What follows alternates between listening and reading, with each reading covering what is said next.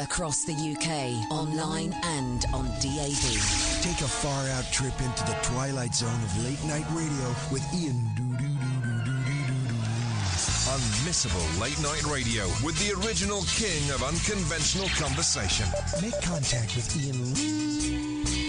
The Late Night Alternative with Iain Lee on Talk Radio.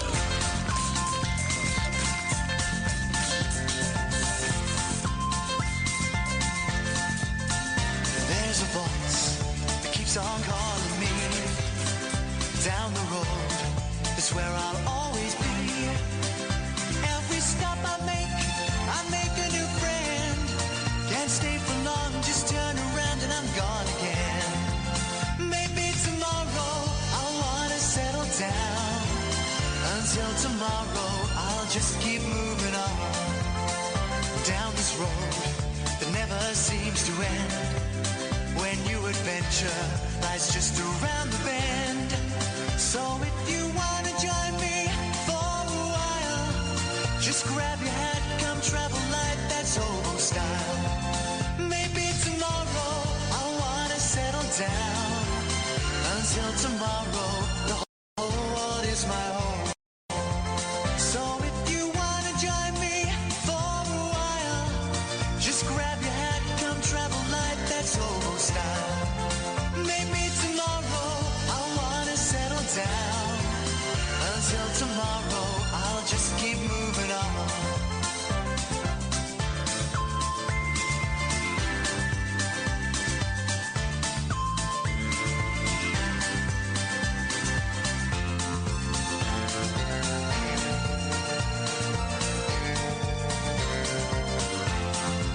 Maybe tomorrow I'll wanna settle down. Until tomorrow, I'll just keep moving on. There's a world that's waiting to unfold.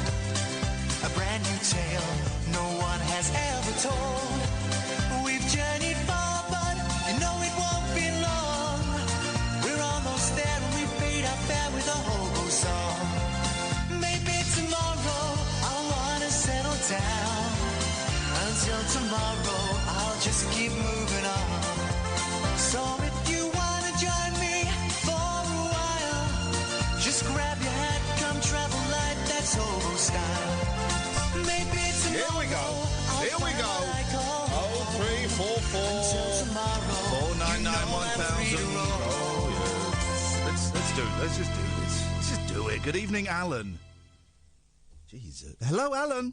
You all right? Yeah, we go, Alan Caddick. Hi, Kath. Hello. Always being polite. Because you've got Miss Boyle, because you normally introduce yourself, and you say you are, and then Kath introduces herself. Sorry? You know, like, this is like the whole time with me, and you are. We don't always. It's a little routine that we seem to be getting into, but we don't always. What we got coming up tonight? Don't know.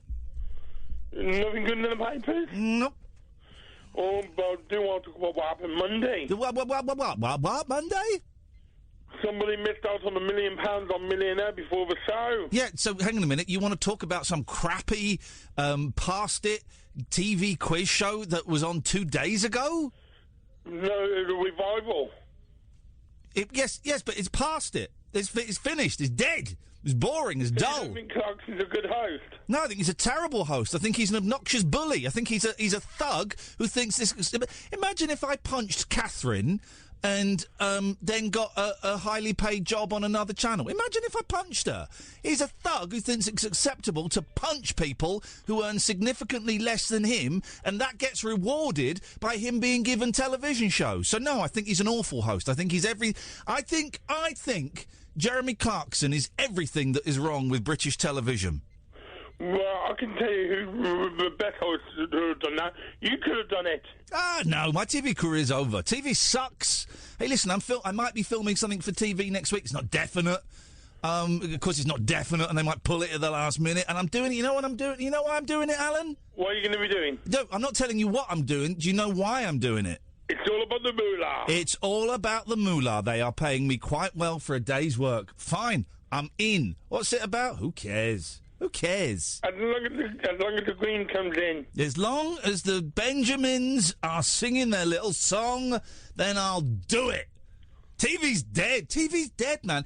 When was... Well, actually, I was about to say, when was the last time you sat down to watch a TV programme? Me and Kath just sat down to watch the Leaving Neverland, the Michael Jackson documentary. But TV's dead. TV's dead. TV is over. TV is finished, and Clarkson killed it when he punched that producer in the face.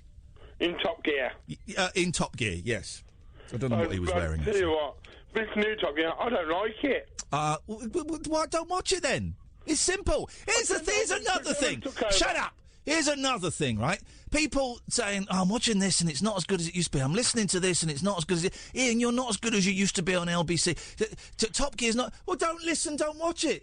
Life's too short. We're all going to die one day, Alan. We're all going to die a whole lot sooner than we think. Don't waste your time listening to stuff you don't like or watching stuff you don't like unless you get your jolly. Some people get pleasure from listening and watching to stuff they don't like. That's absolutely fine. But instead of watching stuff and then going on Twitter and going, well, this is rubbish. What? I'm watching 20 minutes into this and this is rubbish. And episode 2, just don't watch it. Don't watch it. Don't watch it. Don't listen. And it's all Clarkson's fault.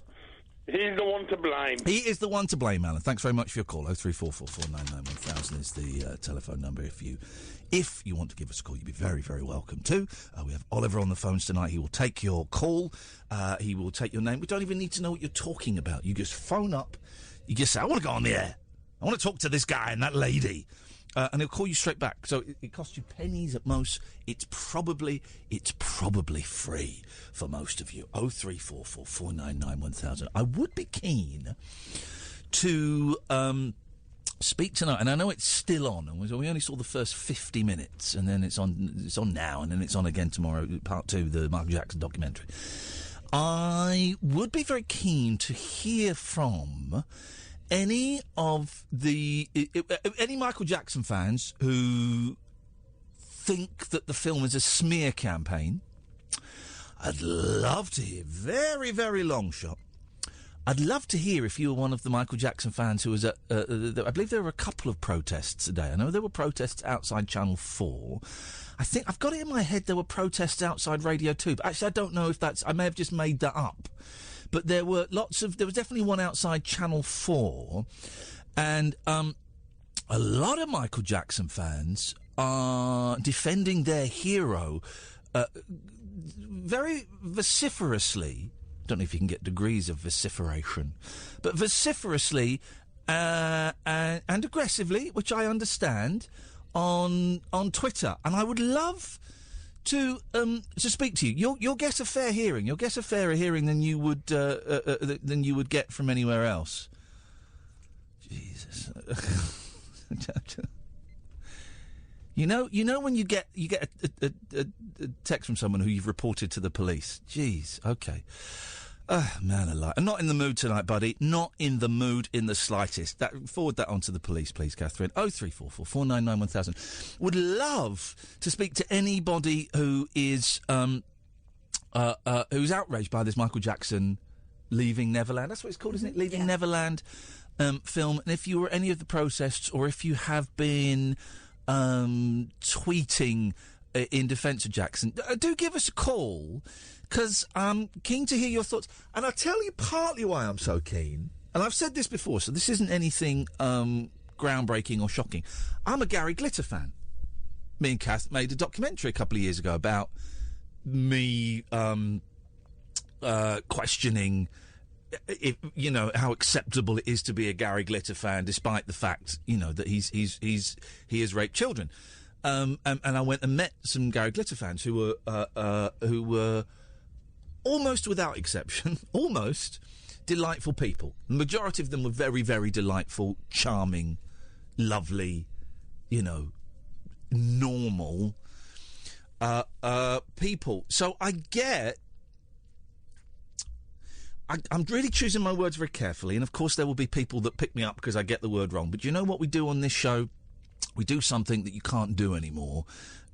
We do something that there are very few outlets to do this. We kick ideas around. Okay, so I've not come on here with a binary yes or no, black or white, on or off view on this. Okay, which is if you on Twitter we're taught that everything has to be binary. You are in or you are out. There is no grey. So I have no objective binary view. We are just kicking ideas around here. So I will probably get some words wrong. Deal with it. Okay, deal with it. I'll probably say something that might come across a bit insensitive. I'm trying not to. Deal with it. You can phone us up and put us straight. Yeah, please do. Please do. But this is like we're having a conversation in a pub or in a cafe or over lunch or in the, waiting for a bus or something. This is one of those conversations if you are new to the show. Okay. But I get certain aspects of why it must be so difficult to see someone that you almost worship, right, that you view as a genius, that has been the soundtrack to probably your entire life. I get partly why it must be so difficult to see that that image being or to see that image being torn to shreds, or at least seeing people attempting to tear that image to shreds. So I'd really like to know. And by the way, we'll do the usual nonsense as well. Don't think it's all going to be about that. And I'm aware that a lot of these people I'm addressing are probably still watching the movie right now. But I'm just keen to know. Here's what I want to know. What's going through your head? There we go. There's the question. I'm trying to make it more complicated than it needs to be. If you are a Michael Jackson fan, what is going through your head right now?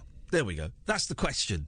And I know we don't normally do questions, and I know that you may be nervous that you're going to come on and get torn to shreds. You shouldn't be worried about that if your argument is watertight. It's not what I'm intending to do either. This isn't.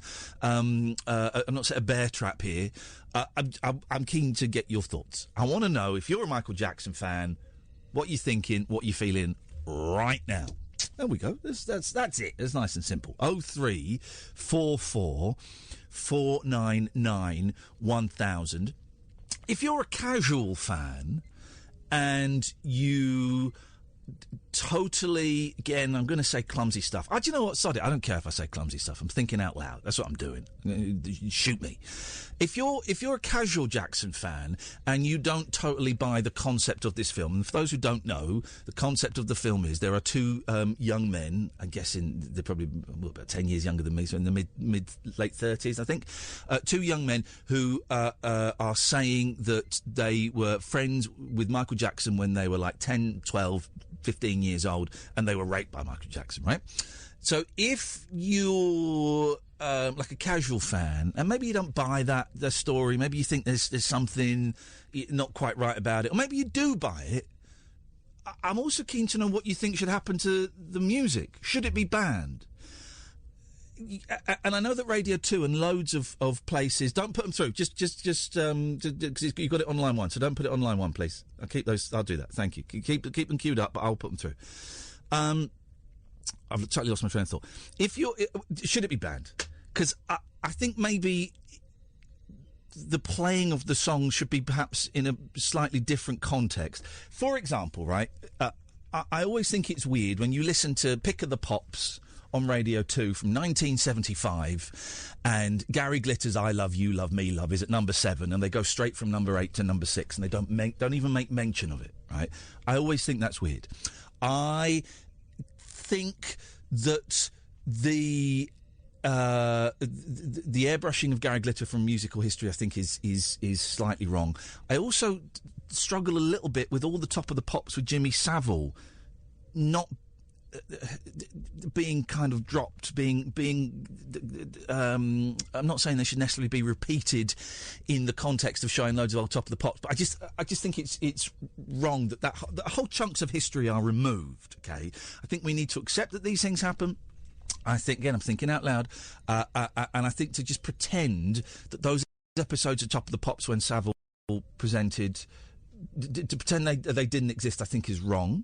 Not saying they should necessarily be shown on do you know what I'm trying to say? I think, and also with great sensitivity towards those people who were raped by Jimmy Savile, and they're the main. So do you think that maybe showing those old Top of the Pops, if you were doing a season of, yeah, and then putting a disclaimer and a trigger warning on the front? I don't know, maybe that's not enough. I don't know. I'm thinking out loud. I'm kicking ideas around, which is what I'm allowed to do. So get stuffed because the haters are going to hate. So I don't know.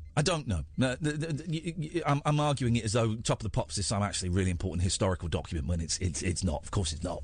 It's some crappy TV show that was on Thursday night. You know. So I don't know. I don't know. Which is why I would like you, dear listener, to call in and help me work out what my thoughts are, because I don't really know. I've not quite sorted it out yet. So 0344 499 1000. Oh, and can we tip the hat to Magenta Divine, who passed away today? That's sad, isn't it?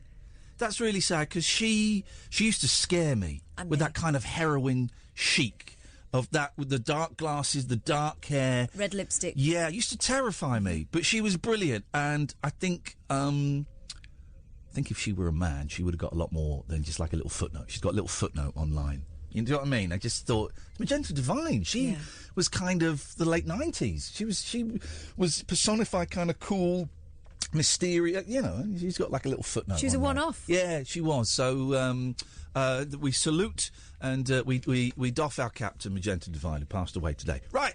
The switchboard is empty, dear listener. I've probably turned you all off. 0344 499 1000. This is Talk Radio. The radio show that knows truth is always stranger than fiction. Week Monday, I get shoes. The Late Night Alternative with Iain Lee. Because they're too real to be part of my imagination. On Talk Radio. 0344 499 1000 is the telephone number if you want to give us a call. You can give us a call about dumb stuff as well, guys. You know how this works. We'll sit here and we just talk stuff, and you can call in about absolutely anything you want. In fact, if you're a new listener, it's very rare that we start the show off by actually asking a question. Imagine how old-fashioned of it. Why was everybody tonight in London driving like a dick? Everybody. Listen, I am super... After the crash last week, I had to go and give a statement today, which was horrific. But after the crash last week, I am now the best driver on the road. I am super sensitive, super aware. This new car has got like really cool cruise control, so I'm setting my speed 2 or 3 miles an hour below the limit. If that's appropriate. Some bits of the set road, I'm going even slow. Yeah, I'm super hyper aware after being in one of the most horrific, upsetting incidents of my life. Right, 45 years, and it was just the worst thing. And then having to relive it today. I am super hyper aware of the road, right? And I'm leaving 2-second gap at least in front. I'm doing everything, right? And all distractions are gone. My previous car was just full of junk, CDs everywhere. Nothing. The phone even goes, there's a really handy, not that I was a phone user when I was driving, but there's in this new thing, there's an armrest, and you lift up the armrest and there's a little tray. But then you lift up the tray and there's like a box. Phone goes in the box, close the little tray, close the armrest. I am super focused, right? And, everybody tonight was just driving like a dick. Everybody was. Is that cool for me? Is that... Yeah, it's brilliant, thank you. Everybody was just driving like an idiot. That lorry that tried to just get into my lane when I was right up beside it without indicating, and then did the same to you. Yeah. So someone in a big Land Rover driving in the bus lane and then just pulling out in front of me. A car had broken down in the lane by Euston Station. So I indicated to pull out. A woman stopped, or a car stopped to the left. So I assumed that I was to pull out. So I pulled out, and then I got the beeps.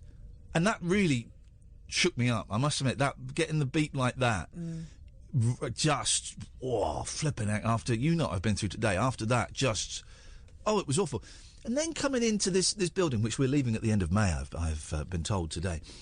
And because the guy who works in the building next door is an A-man, and he's an A-man with a tiny little willy who just wants to leave his mark because someone once parked in his car parking space. So he's put these barriers, right? These metal barriers that the ones that you can kind of raise up and then lock, right? So you could, when they're down, you can drive over them. But if you want to block a parking space because someone once parked in his parking space, so he put loads of pallets on my car. Pallets. He's installed these things, right? So I've got this new car, and I'm trying to get into a parking space, and I drove over one of these metal poles. And that popped it up. And suddenly my car won't move. Now, we've seen one of the two Mikes. Was it Graham? Yes. Mike Graham did that, and it ripped a massive hole. He's got like a big car, like a Land Rover or something like that. Yeah, it went through his fuel tank. It went through the fuel tank. You're absolutely right. Ripped a hole in it. So I'm suddenly on this thing, and I could hear it. I went, oh, man. And as I went forward, I could feel my car, which is quite a big car now, lifting up. And then I'm going back and I'm hearing scraping metal. And I came out, I was going, oh, no. And you very kindly and very calmly took me off the ledge and kind of got me to shuffle forward a bit and then shuffle back and then turn it and then shuffle. And we got out. Yeah. But what a journey. When is Elon Musk going to create his hyperlink tubes that we just sit in and we get fired at 500 miles an hour? Because people can't drive.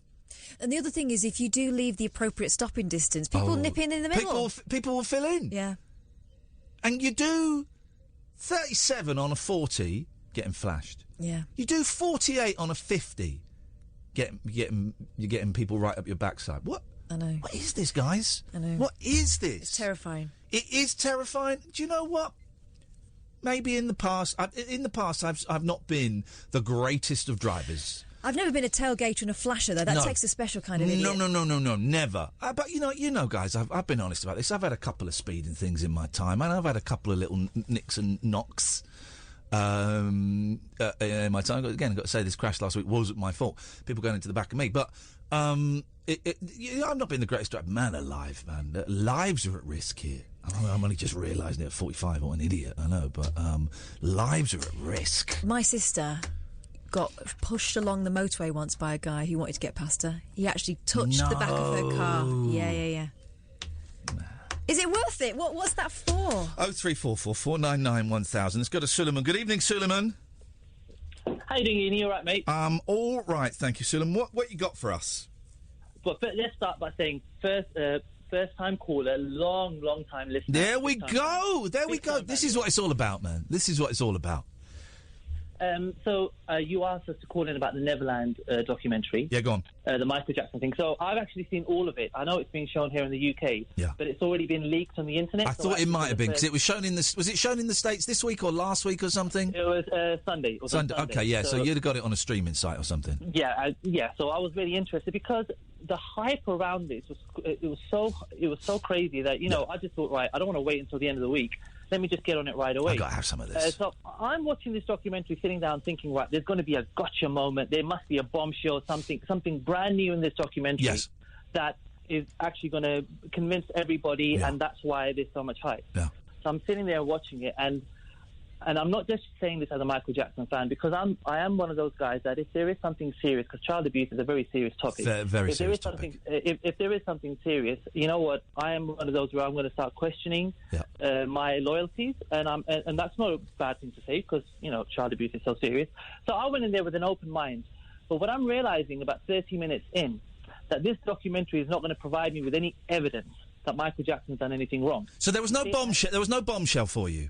100% there isn't. Okay, because I've only seen the first 50 minutes. Did you not think when the young... Hang on, no, Suleman, hang on. No, sorry, let me speak. Did you not think when the guy said that Michael Jackson taught him how to masturbate, that wasn't a bombshell for you?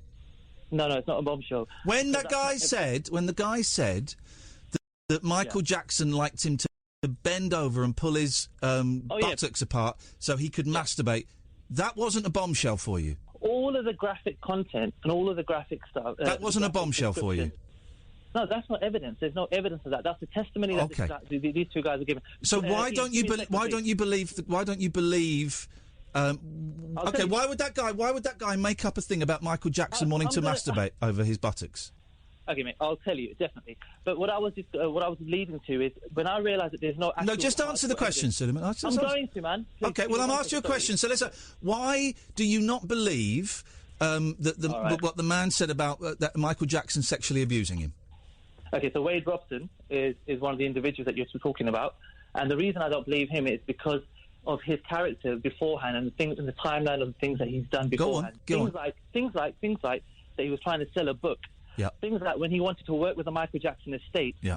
This is on the Michael Jackson Cirque du Soleil show. And he goes, "Look, please, can I work with you guys? I've got an idea for the show, this, that, and the other," in 2012. Yeah. They declined his services, and there was quite a bit of a rift between those two. And then in 2013, suddenly, something came out. So it's almost like it was a... how can I say, a revenge sort of plot with him. So you're saying, just to clarify, Suleman, you're saying that the victims, the people who are claiming they were raped by Michael Jackson, they're doing it because they didn't get to work on a Cirque du Soleil Michael Jackson show, so it's a revenge. No, it's about money, money or revenge. It's about money. And how are they making money out of this? Were they paid? There's a $100 million lawsuit that's been filed against the MJ estate. Right. Okay, and this was done under a veil. There's a thing called... Well, you know about it, so it can't be a veil. So they're not getting paid... Suleman,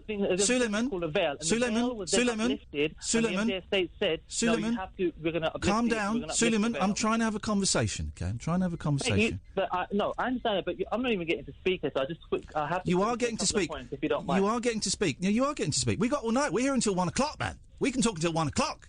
Oh, okay, all right. And by the way, I'm giving full disclosure. Is there anything you want to disclose to me about the documentary? No, I'm giving you full disclosure out of respect. Is there anything in this conversation that you feel could be relevant to perhaps why you're taking this point of view? Is there anything you want to disclose to me and the listeners? I don't quite understand. Sorry. There's relevant about yourself. Is there anything you want to say about yourself before I say it that could explain why you might possibly have a bias? Oh, because I'm a fan. No. Is there anything else? You're a Michael Jackson impersonator, aren't you? You're a tribute act. Oh, no, yeah, of course. No, we did a tribute as well. Right, and you didn't think... That's not a bias, though. You didn't... Well, no, hang on, Suleman. You didn't think... I'm not getting a fair shake here. Mate, dude, we've got until 1 o'clock. We've got until 1 o'clock. You're going to get a fair shake. I just want to clarify. You didn't think it might be relevant to declare, first things first, that you're a Michael Jackson tribute act and that you could possibly be losing work because of this. No, first of all, absolutely not. Now, please, I have to... No, you got to answer the question. Answer the question. You didn't think it was important to mention that and that you might lose money from it? No. You don't see that as bias? Can I please, Ian, please answer the question. No, do you see that as bias? The answer is no. Okay. The answer is no. And I'll tell you why. Can I tell you why? Yeah, of course you can. That's not what I do as a main thing. That's what your Twitter page is. Your Twitter page is. I know, and that's why I wasn't hiding it, because I actually tweeted. You didn't mention it. You didn't mention it. No, but I tweeted that to Catherine. Yeah, but you didn't. I'm not Catherine, and you didn't mention it. I just think it's interesting that you didn't want to mention you're a Michael Jackson tribute act the first things first. But carry on. So you don't think these kids were raped by him? I didn't think. The reason I didn't mention that is because I didn't think that was going to be relevant to what I was about to do. Dude, you're defending the man you impersonate from sexual abuse. And I don't impersonate him. It's relevant. It's relevant. You were defending the man that you do a tribute act to. That's relevant. And it's not defending him because I'm going to earn money. I don't earn money from that as such. That's not really earning money. That's more to do with... so you do it for free? Legacy. You do it for free? We do a lot of shows for free. We almost do like 50% to 70% shows for free. Well, hang on. Is it only because I enjoy it. Okay, so you do 50% of the shows for free. So for 50% of the shows you get paid. Okay, I just think that is relevant. But go on. Yeah, but I'm not going to... It's not like... It's okay, so I'll give you an example. If Michael Jackson was found guilty or something happened, it's not like I would lose money and I would lose a living because I do other things. What would it take? What would it take for you to believe? You want hard evidence, like a video of him raping a child. That's what you want to prove it, don't you? You saw the R. Kelly documentary, right? In the R. Kelly documentary, that documentary was done in a non-biased way. We heard from both sides. We heard from the R. Kelly side of people, and we heard from the victims as well, the alleged victims or the victims, and then we drew our own conclusions. And no, the R. Kelly. In this documentary, there was no time given to the Michael all of the R. Kelly people, though, all of the R. Kelly people was saying, apart from his brother who's in prison, I think, were pretty much saying that he'd done it. So, yeah, it did kind of follow one narrative, one tone, yeah. No, hold on. No, they weren't saying that they weren't saying that he'd done it. They were yes, they were. They were saying there were suspicions to him that he had done it. But there Is was it still time normal? given to both sides. Is it normal? Given to both sides. Is it And also, normal? there's a video out there, by the way. In terms of R. Kelly, there is actually a video out there. Is it normal? which So is you want a video? You know, not many paedophiles film themselves raping children. You know that, don't you? I'm aware of that. Okay. And I'm not saying I want a video. I'm just saying that we needed some sort of hardcore evidence. For example, and because there is no For proof example. at the moment, it's just a testimony. For example. Can I ask you this? Are we For to just example. believe testimonies? What do you think about For Jimmy example. Savile? Is Jimmy Savile a rapist, child rapist? Jimmy Savile? I don't know much about Jimmy Savile, to be honest. Okay, Jimmy I Savile. don't Jimmy know. Savile is Jimmy Savile. He's been accused, posthumously was, you know, it's now accepted knowledge that Jimmy Savile raped children. There is no hard evidence to support that. There is just the testimony of his victims. Yes. Were they giving testimony? Were they giving testimony for revenge or to make money? I'm going to be honest. I don't know much about Jimmy Savile, the person, or the case. Oh, I can tell you everything. I can tell you everything. I can tell you everything. After he died, I'll tell you. After he died, a handful of people came forward, primarily women, but some men. A handful of people came forward and said they had been molested and raped by Jimmy Savile. Lots and lots of people were very, very quick to jump to Jimmy Savile's defence. He'd raised millions for charity, he'd done all of that.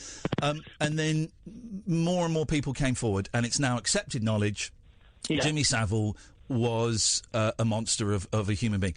But there is no there's none of the hard evidence that you'd require to find Jackson guilty. There is no video. There is no audio recordings. Because Michael Jackson had his time in court and he was found not guilty. So In a civil court, he paid $100 million. In a criminal court. In a civil court, he paid $100 million, and I know exactly the argument you're going to put forward. By the way, hold on a minute. That's not true. It was $23 million allegedly. I apologise. I'm $77. I'm $77 million out. He paid in a civil court. He paid $23 million. And that was done on the behest and on the advice. The bad advice, which Michael Jackson acknowledged later on, given to him by his lawyers, because he didn't know any better. He was being told, "No, you need to do this now, otherwise it's going to drag on for years and years and years." So it was all bad advice. But Michael Jackson had his time in court. He went through the due process, and he was found. So did OJ. So did OJ Simpson. I don't know about James. So did OJ Simpson. OJ Simpson got away with murder, literally. So it happens. If you're rich in America, you know American justice is bought. Yeah, you know that. But that means that this. OJ Simpson got away with murder. I follow that case very, very closely. The 2004 case, and you're just a casual fan. Okay. You could tell. I'm not. No, it's not that. You started off saying you were a casual fan. Now we found out you're a tribute act, and you followed the 2004 case of a man accused of paedophilia. I'm a casual fan. I said I'm one of those fans that has an open mind. That's what I said. But your mind is very, very closed. Your mind is very, very closed. Why is it? Why? No, my mind's not very closed. Dude, if you give me here we go. I'm going to ask you the question. I'm going to ask you the question. Open-minded. I'm 45, right? Right. What would you think of me as a 45-year-old man if I told you I slept in a bed with my next-door neighbour's 8-year-old kid? What would you think of me? My next-door neighbour's 8-year-old boy, I sleep in bed with him. Yeah. And that's a contentious point with Michael Jackson, always, and that's always been the case. Mate, no, Suleman, I'm not asking about Jackson. No, I'm asking about me. Go on, what would you think of me? I would look at the individual. Now, I'll tell you why. You put on your radio station a couple of weeks ago or a month ago, you told us a story about you being on a trampoline with a child who was a strange kid and whose hand you held, and you started jumping up and down with him when you do that. Now, obviously, I know from listening to you. There's a difference between jumping on a trampoline with a nervous autistic child. I understand that. I agree with you. Suleman, look at that. Gosh, I'm trying to have a conversation. Yeah, okay, but here's the thing: people don't associate. Generally, trampolines with sexual intercourse. Beds are associated with sexual intercourse. But what I'm trying to say, I know some people that heard that in the car when I was driving, and they drew a negative conclusion. And you know, this is the way some people First are. of all, I don't believe. First of all, I don't believe what you. First of all, Suleman, listen, we've got until 1 o'clock. Calm down. I'm calm. You should be calm, right? First of all, First of all, I don't believe what you just said. I don't think you were in a car and people. I think you just made that up. No, wait, I listen to you regularly. I'm a big fan. Yeah, I know you do, but I just think the thing. Suleman, calm down. I don't believe what you just said about people in the car making their own conclusion. I don't believe that, right? But oh no, come on, I 100%. Okay, I'll take your word for it. Because we've got it on our phone. I'm a 45-year-old man. Yes. And I sleep in bed with the 8-year-old boy from next door. Yes. And when he's not around, I sleep in bed with the 12-year-old boy from the other side of the village. And when both of them aren't around, I sleep with the 14-year-old lad whose dad comes and cleans the windows. What would you think of me? What would you think of me if that were the case? I would question you. I would be like, why did you do I don't think that's appropriate. Okay, but Michael Jackson does it with dozens of boys and... Yeah. So you have to look at the person. Okay, now, so finish the sentence. Michael Jackson sleeps with dozens of boys, and you think... Michael Jackson identified himself as a child. Okay, he did Jesus. not because he identified himself as a child. He thought. I'm not saying it's correct. I'm saying that he thought. I would here we go, Suleman. Also, you need to remember. Yeah. Back in the 80s. Yep. Our times and our questioning of these types of behaviours, it wasn't shamefully as so. much as it is now. Shamefully so. You know what? Shamefully so. I was abused in the 80s. I wish my parents had asked more questions. Shamefully so. Shamefully, a lot of parents. Suleman. Shamefully so. You can't say it was the culture. Shamefully so. Hundreds, thousands of kids in this country alone were raped. Were molested because we didn't ask questions. Let me tell you. I will tell you the fact. I'm going to tell you a fact, right? But I'm going to tell you the fact. He did say later on, in 2004. He said it's been made aware to me that this is not something that I should be doing, and I will never put myself in a vulnerable situation like that again. Here's the thing. Right? When Here's the thing. Here's the thing. That he right? started to understand. Yeah, he got busted and he shit himself. Here's the thing. I don't think that's the case. I think really because you have to give a benefit of the doubt. Such an open mind. No, you don't. No. You don't. No, Suleman, stop. I'm going to stop you there. No, you don't. You don't give these people the benefit of the doubt. You don't give people... You do not give 45-year-old men that sleep in bed with 8-year-old boys the benefit of the doubt. Let me tell you something, right? Are you saying that... Let me tell you something. Let me... Am I saying what?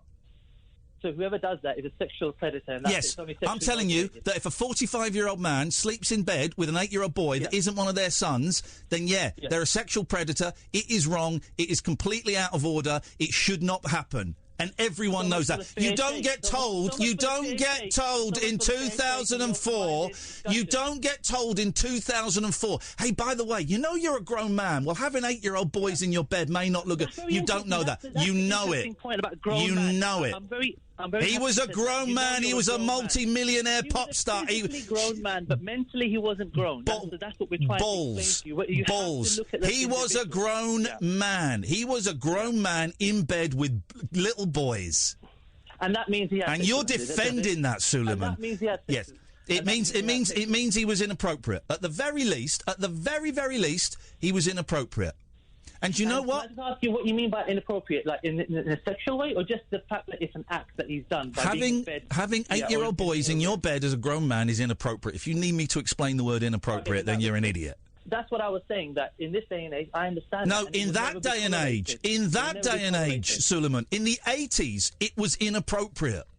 8-year-old boys in your bed as a 45-year-old man. Are you nuts? Okay, do you know when I was a kid, and I'm sure you remember this as well, when you went to the mall, to the shopping centre, and you met Santa Claus, we could sit on his lap. And I didn't get in bed with him. I didn't bend over and pull my cheeks apart so he could masturbate. My nephew went last year, and he had to sit on a stool. And I asked, why is he not on his lap? Jesus, he's equating Father Christmas.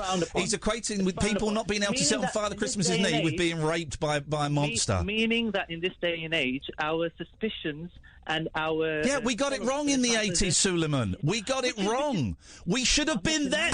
We should have been there for all of the kids that were molested and raped and shamefully... No, I won't, Suleman, I won't. Because you're equating the rape of children, of little boys, with having to sit on a stool to see Father Christmas. You're an idiot. You're not open-minded. You're an idiot and you're defending a paedophile.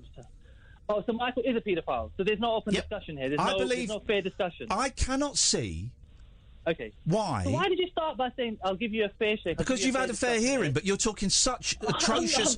You're talking such atrocious, offensive... You're talking such atrocious... It's a very one-sided, manipulative documentary. You're talking you need to watch it to understand it. Once you watch it, you'll understand it. Mate, here's the thing, right? Here's the thing. Yeah. When someone says they have been raped, when someone says what those gentlemen were saying, and I've not seen the whole thing, and I'm going to watch the whole thing. Well, I don't think you need to, because you've already made up your mind. So please don't tell me. Please don't tell me. Please don't tell me what I think and what I need to do. Okay, I make my own decisions. Okay. You've just told us that you think Michael Jackson's a paedophile. So what's the point of watching the documentary? I thought the agenda is of the documentary. I've thought it for a long time, to be honest. Here's the thing, right? But that's one thing. You don't need to watch the documentary. That's what they're trying to establish. Okay, please don't tell me what to do, Suleman. I'm not going to take advice from a Michael Jackson tribute act in 2019. Here's the thing. I believe them. When someone sits there and looks straight at the camera and tells me what those brave young men told me, I believe them because I don't think anyone would say that stuff for $100 million. I don't think anyone would say that stuff because they didn't get to work with Cirque du Soleil. I don't think anyone would say that stuff. I don't think anyone would say that stuff just to be on the telly. I believe people when they claim stuff like that. I'm happy. You know what? That's a good thing that you have that about you, and that, I respect that. That you feel that people are like that, which they would not lie. And I respect that, and I wish everybody was like this. But in the case of these two gentlemen, or these two alleged victims, their character is very questionable, and that's what I was trying to get at with the documentary. Where is the questionable characters? I saw two young men who were two boys who were sucked in by, at the very, very least, someone who is completely inappropriate and a weirdo, and at worst is a child rapist. So you're asking whether the inappropriate stuff is their character. No, I just think... Instead of me telling you, I think the best thing is just go to mjinnocent.com. No, I'm not going to go to a biased... I'm not going to go to a biased website. I'm not going to go to a biased... And now you're going to say, oh, but in the past they said... Now you're going to say, but in the past they said they weren't victims and all of that. You give me all that. I haven't brought that up once. I actually haven't brought that up once. No, but you're sitting on it. That's your little grenade you can chuck in at any moment. Telling me about what I was going to say. I wasn't going to say that because I do understand that child abuse victims can. It's not repressed memory, but they can just sometimes keep it in. So I'm not even bringing that up because I don't need to bring that up. Sometimes keep it in. Here's the thing. I hope you. I'm not an expert on child abuse. No, but or what's normal for 45-year-old men to do with little boys. But some people are trying to do certain things for money. Surely you must understand that not everybody is an angel, right? So therefore, why is it that you're... I understand that, Suleman. You don't seem to understand that. You think just because a guy... Just because a guy... To believe anything, if you give me some evidence, if you give me some proof... You think just because a guy sang a song called Ben, A Man in the Mirror, that he couldn't be a paedophile. I just think you need to have a look. I really, really hope... Don't make jokes, mate. It's not funny. No, don't make jokes, mate. Don't make jokes. My life, I swear to God, I don't understand. You're not. This is not a thing to joke about. Here's the thing. I really hope you're. I really hope. I really know what you're saying. I really hope that you reconsider your Michael Jackson tribute act. I also hope. No, there's nothing. Can I finish? At the moment, can I finish? I'm going to let you have the last word. We're nearly done. I'm going to let you have the last word, right? I really hope you reconsider your Michael Jackson tribute act. I really hope that that anybody who I just hope you shed a thought for the people that he raped. That's all. Okay, just share a thought for those people. That's the thing. He allegedly. No, raped, I believe them. I believe them. If that ever came to light, of course, I would. The evidence isn't going to come to light. You want a video? There won't be a video. That's all you want is a video. We all should ask for some sort of evidence. Tell me what you want. What evidence would back it up, apart from the testimony? More victims coming forward, them being able to describe the mark on his penis that you could only see when it was erect? No, I think right now... What evidence do you need? Up the doors. I think this has opened up the doors for 100 people to do a copycat allegations and just come out and just... Oh, so if people come forward, it will be copycat. They won't be real victims. Very much so, unless they bring... And your mind is open. Your mind... What? Tell me what evidence you want. Can we not just make an allegation against you, Ian? Tell me what evidence you want. I don't know. I mean, they have to present it. I don't have the evidence. What evidence would you believe? You would only believe a video because you are the video generation. You want a video of it, otherwise it can't be real. So, a video...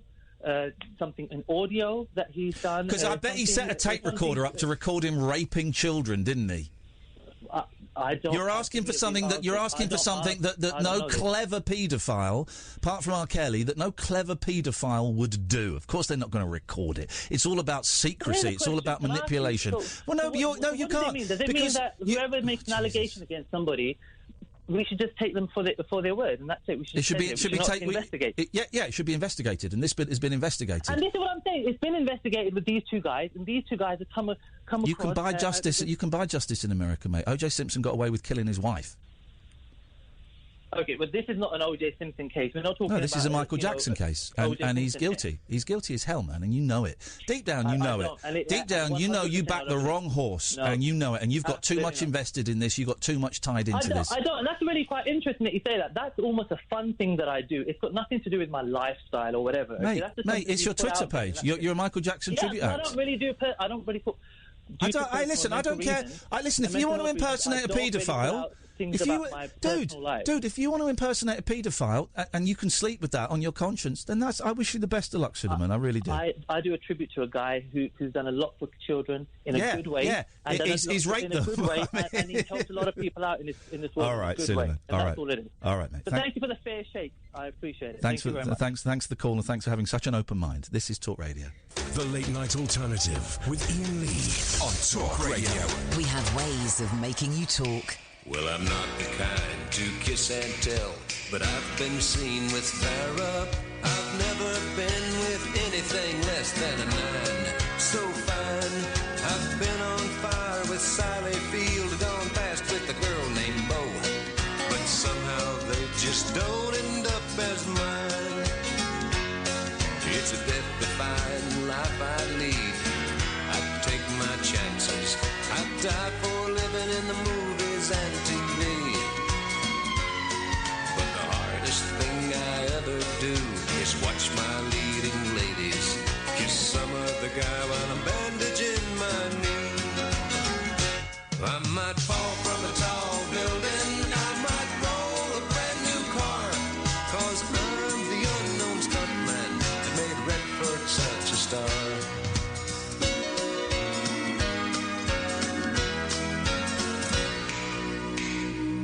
I've never spent much time in school, but I taught ladies plenty. It's true, I hire my body out for pay.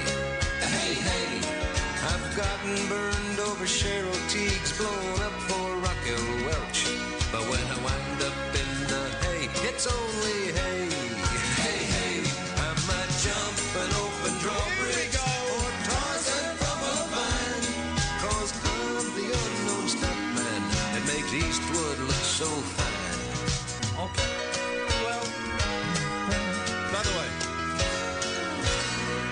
just read. I don't want to belittle Suleman because he called in, and I appreciate he called in, and he probably doesn't think he got a fair crack at the whip. But he was on for quite a long time. Can you get his Twitter bio just to read his Twitter bio, because it's slightly more. He just kind of said that it was like a hobby, didn't he? But his Twitter bio, and I know we big ourselves up in our Twitter bios, of course we do. But his kind of. I can't, because it would appear he's taking his page down. Has he? No, really? Mm. Anyway, it says he's been on Britain's Got Talent, I think it is, and he's number one tribute artist. I couldn't find the website he was speaking about. I found one, innocentproject.michaeljackson.news. I mean, it's a mess. You know, it's like an old GeoCities account. Doesn't mean that they're wrong, of course. Just a little bit cute that one of the first things that pops up is a video about Jussie Smollett. Oh, here we go. You got it? He just deleted that tweet to me, I go think. World's number one Michael Jackson dance artist, Britain's Got Talent runners-up, Simon Cowell's number one act. Okay. It sounds some hobby. So the Michael Jackson Innocent Project's got a thing about Jussie Smollett, which I'm guess is to show that people can go on the news and lie. And Jussie Smollett... But Jussie Smollett got exposed within days. Yeah. And then they've got a quote from Wade Robson, who's one of the people in this film. Mr. Robson, did Michael Jackson ever molest you at any time? Absolutely not. Wade Robson, under oath, 2005. Another quote from Wade Robson, 2009. In general, with Michael, I just had a wonderful relationship. I learned so much from him as an artist and as a kind human being. Here's the thing.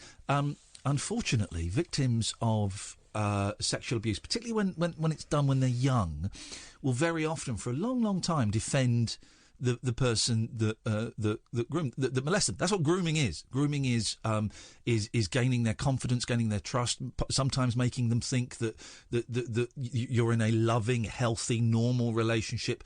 And a lot of the grooming is about teaching them to hide it. As it said in this film, is teaching them to hide it and teaching them to deny it. I didn't tell my mum I'd been abused by a scoutmaster for...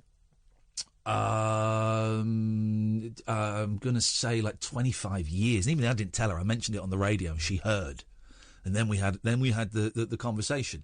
By the way, what happened to me was nothing compared to what happened to these guys. Not at all. But, and also if a victim comes out the next day and says it happened, I have respect for them. If a victim comes out 60 years later and says it happened to them, I have respect for them. You can't put a time on when someone feels, I don't know, empowered enough, someone feels confident enough, someone feels that they might believe, someone feels that the pain inside is so much they have to release it somehow. You can't put a time limit on that. You can't put a time limit on that.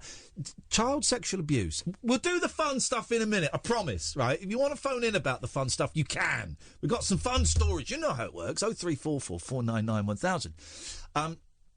But child sexual abuse is more than just about rape. Is more than just about sexual acts. Which, here's a controversial thing as well, which sometimes the child might find pleasurable. That creates confusion. That creates confusion. A young boy being molested is confused because they might get an erection and they're thinking, well, but hang on, I didn't like that, but I had an erection. It's confusing. It's so many different things going on.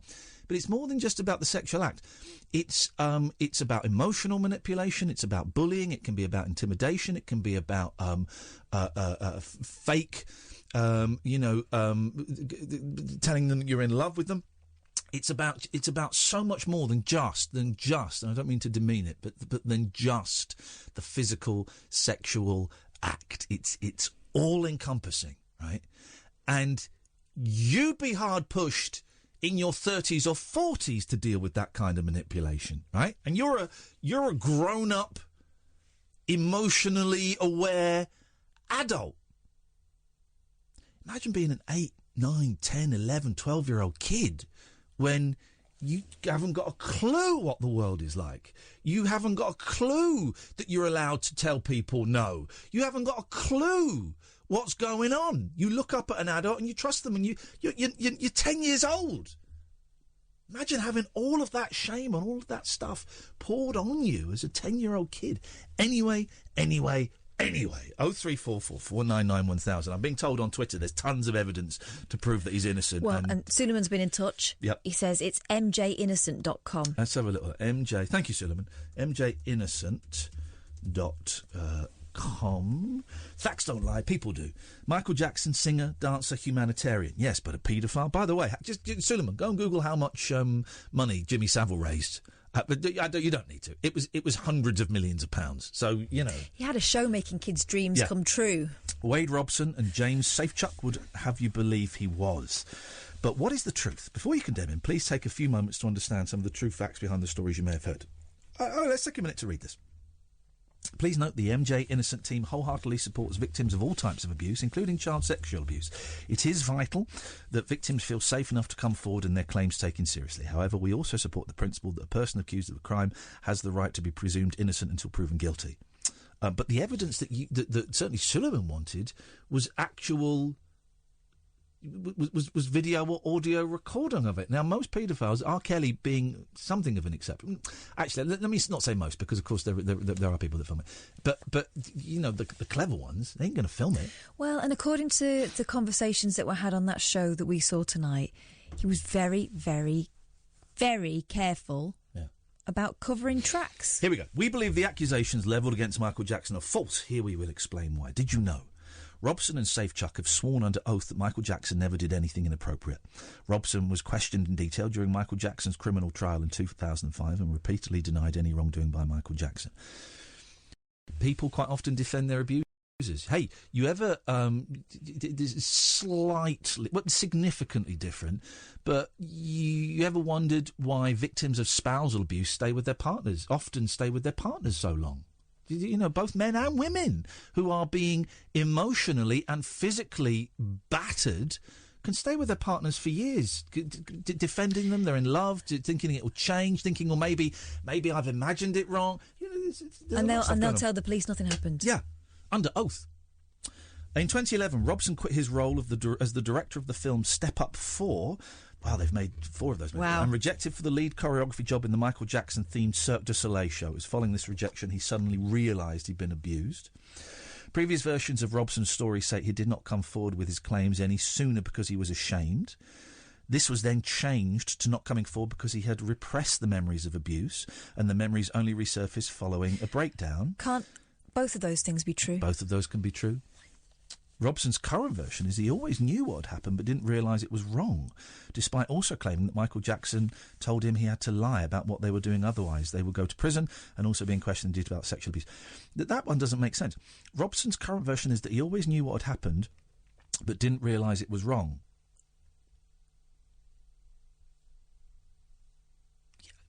Yeah, that's quite common. That's really common for victims of sexual abuse as children, to not realise that what happened was wrong. I don't see how you could. Also, in that documentary, he did say that Michael Jackson was a kind, sensitive, fun person. I didn't think what happened to me was wrong. I used to joke about it. I used to joke about being abused by my scoutmaster, right? Imagine I used to joke about it, and then someone went, "Yeah, you know that's child abuse." What? You know that is child abuse. Oh shit! Yeah, you're right. You know why? Because people often minimise just to survive. Robson's first course of action was to try and shop a book, but when this failed, he launched a creditor's claim against the estate of Michael Jackson for millions of dollars.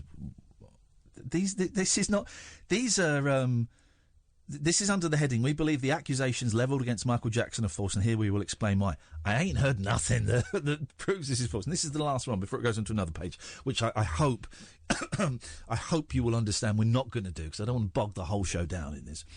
These accusations have been made after Michael Jackson passed away. OK, that's fine. It's easier to do that when someone is dead. Well, and also, when you notice other people are coming forward, you feel like it's kind of your duty to back them up. It can often feel like the threat of that person has gone, or there can be unresolved anger because you didn't get to confront that person, or that person didn't get legal retribution as you would see fit. It can create all kinds of feelings. And in this case, this is a very rich, powerful person. These accusations have been made after Michael Jackson passed away. The law does not currently protect the deceased from defamation, and therefore Robson and Safechuck are free to attack Michael Jackson and make whatever claims they want against him without fear of legal repercussions for defaming him. And then there's videos, and there's all kinds of stuff. Donate to us. They want to do a London bus. Jesus, they want to do a London bus. They've got a GoFundMe for flipping heck. Oh, OK. I think I've seen that bus, actually. Channel 4 is, in response to this mockumentary, I decided to come up with the idea of having adverts placed on both sides of British buses, showing support for Michael Jackson. They've raised £14,500. by 249 people out of a £20,000 goal. Okay, here's the thing. I believe them. I believe the victims. I believe the victims. And you know why? And if nothing else, sleeping with 8-year-old boys in your bed. He was childlike. Okay, well then, so what does that mean? He wasn't. He was a very clever, brilliant songwriter. He was a very clever, multi-million-dollar pop star. He had worked... Yeah, here's the thing. Probably abused by his own dad. Certainly, you know, beaten up. Quite possibly sexual abuse there. Don't know, but quite possibly, right?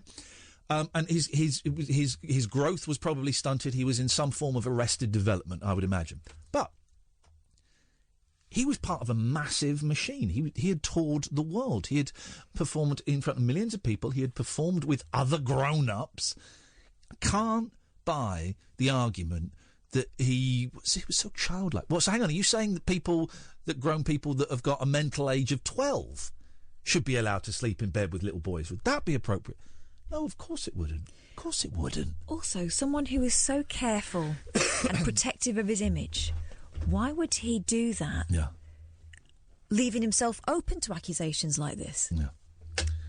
He was obviously savvy. He wasn't stupid at all. Very, very clever man. And a predatory paedophile. And here's what by the way, if it comes out these guys were lying, I'll apologise. Of course I'll apologise. I believe them. And I hope, just like the R. Kelly, just like Jimmy Savile, just like Gary Glitter, I really hope that the floodgates open and other people who have been abused by Jackson have the strength and the courage, if they so wish, they might not want to come forward and speak up. The trouble is with this is that there's always going to be but they're in it for the money. Yeah. Because the people he surrounded himself with were people he was paying in one way or another. So I know that one of the maids came forward and said she saw bizarre things. And they're saying, but she got dismissed or she, employees. We're talking about employees. He didn't really have grown-up friends that we know of, did he? By the way, if someone was raped by a celebrity and they get a few quid, I ain't got a problem with that. I've not got a problem with that at all. If they get a few quid, it's not going to fix it's not going to fix what happened. But yeah, give them some money. I've got a problem with that at all. I have a real problem when people start with they're doing it just to get famous. Okay, name me. All right, name me 4 of Bill Cosby's victims. 4 of them. Just name them off the top of your head. Yeah. Because they're all hosting their own chat shows and movies and stuff. I'm getting told to go. Anyway, all right, fine. Let's carry on, shall we? 0344 499 1000 is the telephone number. Let's talk about Wales. Let's talk about partridge. Let's talk about houses. Let's talk about Halle Berry. Let's talk about coffee. We've got lots of stuff to talk about, dear listener. This is the Late Night Alternative with Iain Lee and Katherine Boyle on Talk Radio. No rules nocturnal nattering for night birds, nurses and Nosferatu. All right, cool. The Late Night Alternative with Iain Lee on Talk Radio. Someone bills himself as the world #1 Michael Jackson dance tribute artist. It's just a hobby. It was #1, but it's just a hobby. I'm not having a go at Suleman. He called in, and I appreciate that. A lot of nonsense on Twitter. It's a phone-in show, guys. I'm not going to... When people say there's loads of evidence, just go and watch some films on YouTube. OK. If you're recommending YouTube documentaries...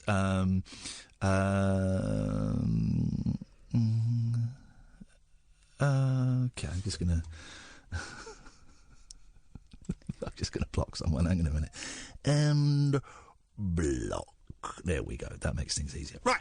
0344 499 1000 is the telephone number if you want to give us a call. You know that... now, which way round is it? It's one way round. Either we've got more of Wales than we need, or Wales has got more of England. Got more... Outrageous. Yeah. Give it back. Is what this... Give it back. Oh, I'm away from Wales. Oh, I'm a lady from Wales. Oh, I'm from Wales. Don't do Tom Jones again. Oh, I'm Tom Jones. Have a look at my Wendell. I'm Tom Jones from Wales. It's not unusual. England should be bigger, with a Walker claiming the border with Wales has been incorrectly marked for decades. Give it back, you Welsh scumbags. Who's saying this? A walker. Oh, not the Ordnance Survey or... No, it's just a bloke. It's a walker. Uh-huh. Mairdrin Phillips. I'm Mairdrin Phillips from Wales. Sounds like a Welsh name, from yeah. Wales. And, You should be piping down. And, I think England should be bigger. I agree, England should be bigger. It was a bit bigger when we used to own all of the countries abroad. You know what I'm saying? Mairdrin Phillips says the line dividing the two nations in the Black Mountains is 39 foot out. Don't laugh at it on Ordnance Survey maps. Imagine if your house was 39 foot too small. I'm just thinking of the time when, on my Duke of Edinburgh's award, yes, I did obtain gold, we were always being told off by Welsh farmers who said, trouble is, these maps made in London, isn't it? They're all wrong. You're on my land. They were not very happy. Please, can I just ask, please, that we just don't resort to stereotypes, Catherine. What? Farmers saying you're on my land. Can we just... We're better than that. This show is better than that. There was a path. No, there isn't a path. This show is better than that. We don't resort to stereotypes on this show. I made them Phillips. And England is too small. Wales is too big. It means there could be 1.8 million square foot of land for England to grab back. Take back control. Yes, man. Come on, Farage.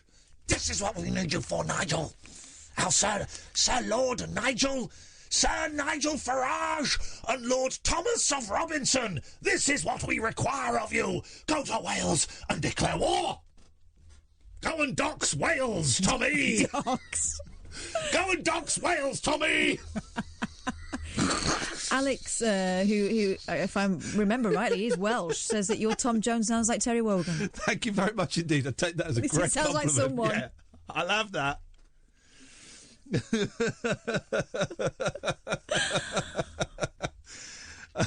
I'm just retweeting twats at the moment. Mike Gould. But Ian, did you go out of your way to defend your abuser? Yeah, I did actually. Did you love your abuser and sing nothing but their praises for years? No, because it wasn't a similar situation. If they died, would you give a eulogy highlighting how much they meant to you and how the world is a much worse place without them? You weren't stopping over in his house because that would be weird.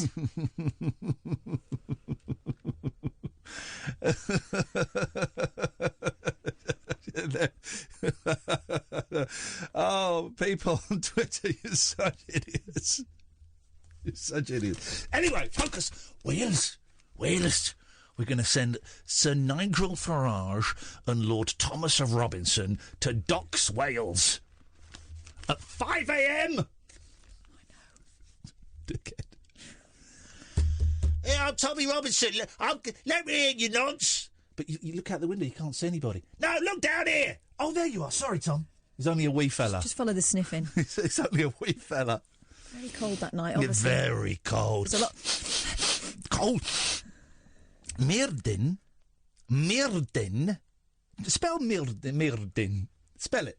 Spell Mairdin, this gentleman's name. Go on. He's a walker. This is a something. All right, here's my guess. Mairdin. M-H... Incorrect. Oh, M-Y... Yep. R... So we're on spelling bee, right? Okay. The next word is Mairdin. M. Hang on, I've got to say it twice. Why? And then this is how it works, because I've actually worked with spelling bee kids. So I say it twice, and then you go Mairdin, and you spell it, and then you say the word again, okay? The next word is Mairdin. Mairdin. Mairdin. M. No, it's Mairdin. Stop it! The first hour is arguing with the Jackson impersonator. Second hour is spelling a Welsh man's name. That's the show. Right, here we go. Let's do it properly. Stop it. M. No, hang on. Let's do it properly. Oh, come on. Come on. I'm already in. No, you're not. Sorry? I've said that before in my time. I'm already in. Oh, come on. I'm already in. The next word is Mairdin. I've got to say it twice. Are you Googling it? No. You just Google.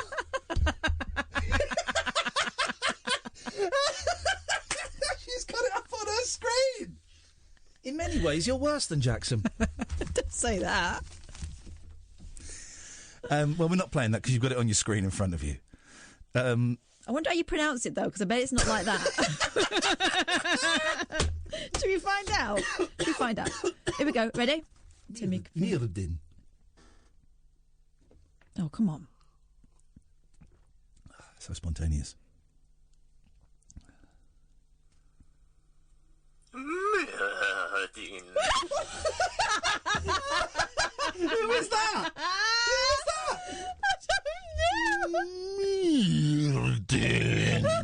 I need to hear that again. What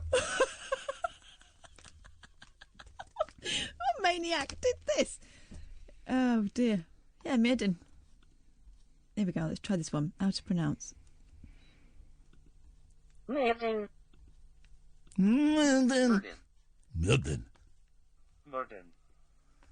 Maiden. Anyway, he says that the English should be bigger. I'm bored of that story now. Maiden. Oh. Alistair, put the phone down, mate. You're never coming on this show again, buddy. Thank you very much. A lot of people who are banned just constantly... We said when you're 6 months sober. Even then I'm regretting Here's the thing. It's not even like 6 days. So just put the phone down, buddy. Put the phone down. We had Wasim called in again a bit earlier. We got these people that are banned, right? And it says on the thing, don't answer the phone to these people. And they just keep calling in. Put the phone down, Lester. You're not coming on the show tonight.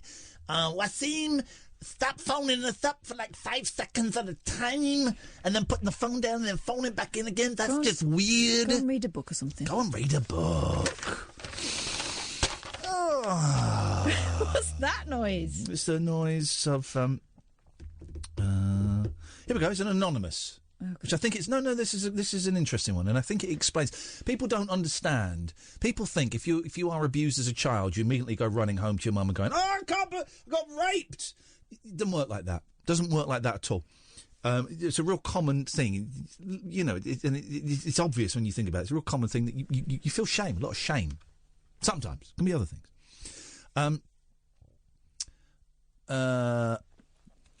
Do you know what? Because I don't know if you want me to read this out or not. So I'm going to... Anyway, someone anonymous has said that they were abused when they were very little by a family member and never said a word to anybody and then told their current partner after they got into a bit of an argument, and the current partner said, why are you talking to me?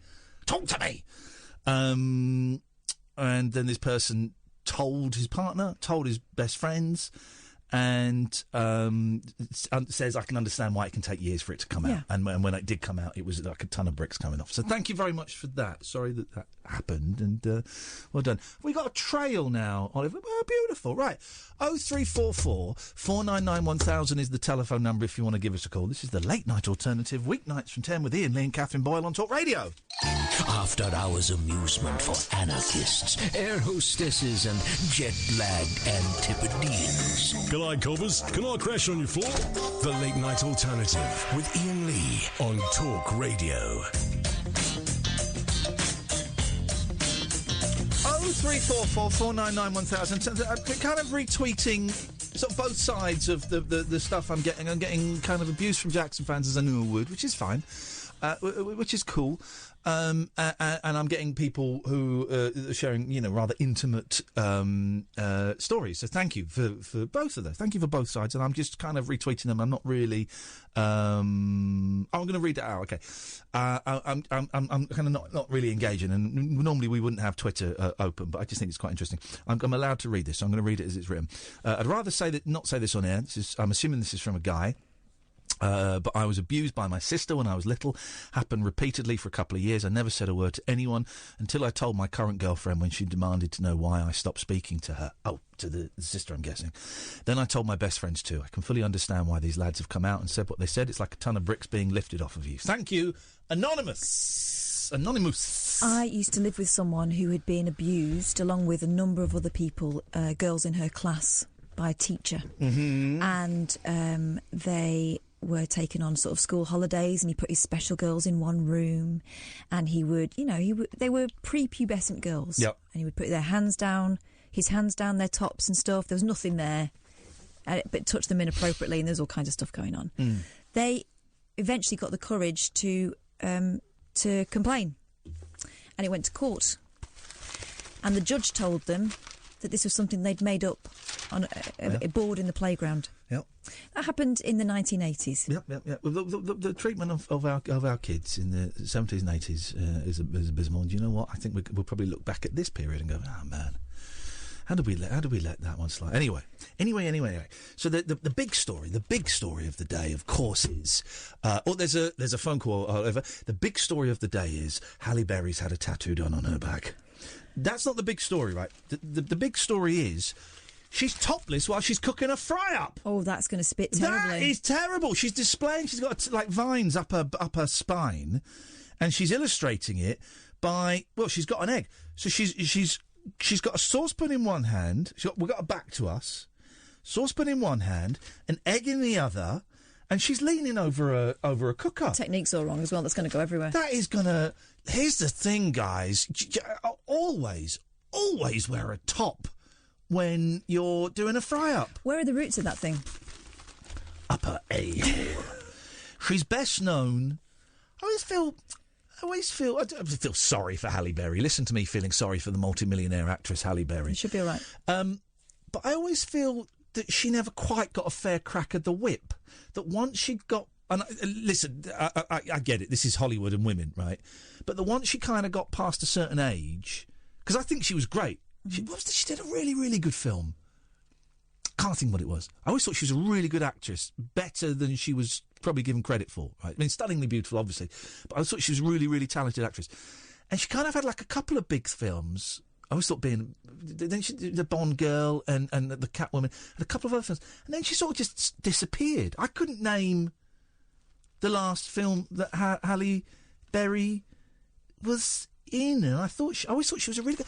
She did was it Monster she was in? Was that what she was in? A film called Monsters Ball? It was Monsters Ball. Monsters Ball. That was it. Monsters Ball that she was in. Which I've seen, but I can't remember it. Anyway, she's best known. This is the big story. She has got tats. She's best known for her fearless film roles, from gun-wielding Bond girl to superhero in a latex catsuit. Well, she wasn't a superhero. She was a supervillain. So get your facts right, Jennifer Ruby, senior showbiz correspondent. But now Halle Berry has proved she's as daring as ever at 52 by showing off a new tattoo that reaches from her nape to down to the bottom of her spine. You're assuming. Would you say reaches from her nape? Would you call it her nape? Or the nape of her neck. Would you not say the nape of the neck? Yeah. You wouldn't call it the nape. No. You wouldn't call it the nape. No. What is the nape? Like, it's like a little dimple. I guess I imagine it's a dimple. I think he probably means base, actually. Well, base the is... nape of the neck. If you have to specify what it is, it's not... Well, hang on, there must be a nape elsewhere. Well, it can't be... Nape can't be the base, because that's the top of the neck. That's not the top base. of your neck's what goes into your head, isn't it? So what? I don't know what you're saying! The nape is the back of the neck. You said the base of the neck. Are you standing by the word base? Because that's what base, you said. I think because I'm all about the nape. You said the nape is the base, but then you pointed to the top of the neck, and it's talking about the top of the your neck. Yeah, the nape. No. That's not the base. Where you said base. Right. Where I'm pointing, yeah. that's not even nearly... That's nearly my neck, but it's not my neck. It's not the base. You said it's the base. It's where you plant your neck. Okay. All right. Do you know, I don't want to talk to you at the moment. I want to talk to my good friend Alex, who's in Spain. Good evening, Alex, in Spain. What's the name? You get what you deserve, mate. What is the nape of the neck? Yeah. It's the radio. We're good. Listen to us. This is good quality radio. Our job here is safe. This is a safe job. It's Hartley Brewer and Wright It's that little spot. and Holmes that need to watch out. Our job is safe. Listen to us. He's arguing. You just touched it. With the radio. Hello, Alex. What goes into your head, isn't it? Isn't it? That's what goes into your head, isn't it? And that'd be next what's going into your head, isn't it? Hello, Alex. Iain Lee doesn't know what the nape of the neck is. Oh, my God. Well, Alex doesn't know how to work a phone call or have a conversation. Or drink water.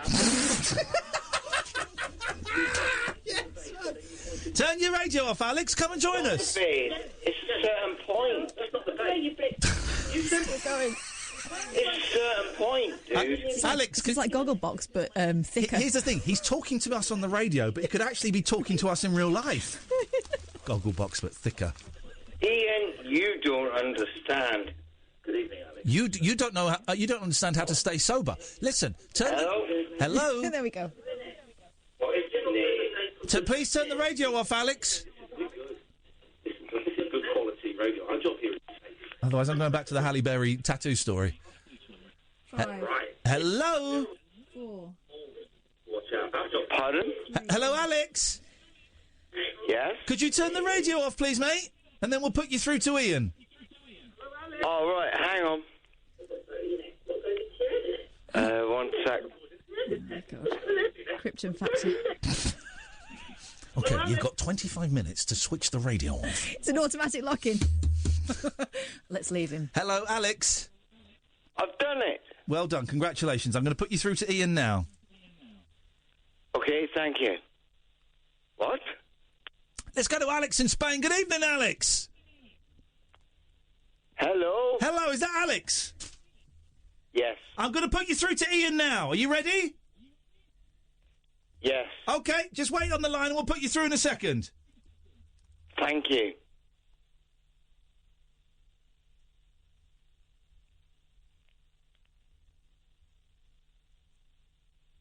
Right, let's go to Alex in Spain. Good evening, Alex.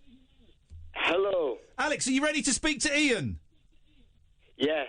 OK, I'm going to put you through in a second. Just stay there. OK.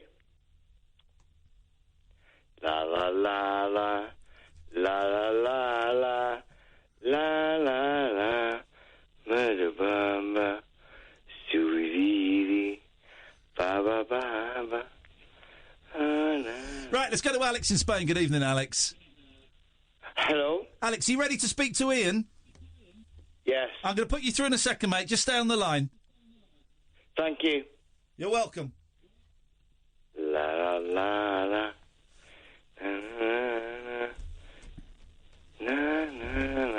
Hello, is that Alex? Yes. Hello, you're through to Ian Lee's show. Can I just pop you on hold and I'll put you through just as soon as I can, all right? Pardon? I'm just going to put you on hold to speak to Ian. Is that all right? Why? Didn't you want to speak to Ian Lee? Yes. OK, just hold the line. I'll put you through as soon as I can. OK. Thank you.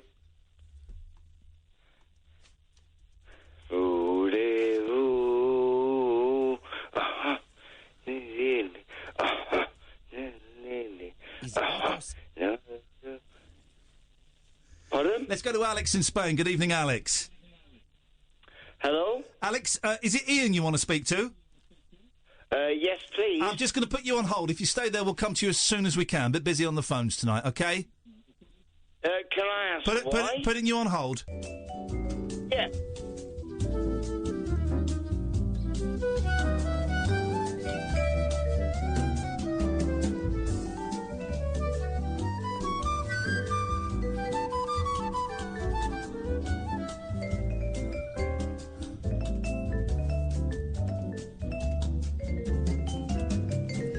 Hello, Alex. Sorry for the delay. We will get to you just as soon as possible. You OK to hold? Yes. Oh, you're a good one. Of course. Thanks very much. Oh, thank you.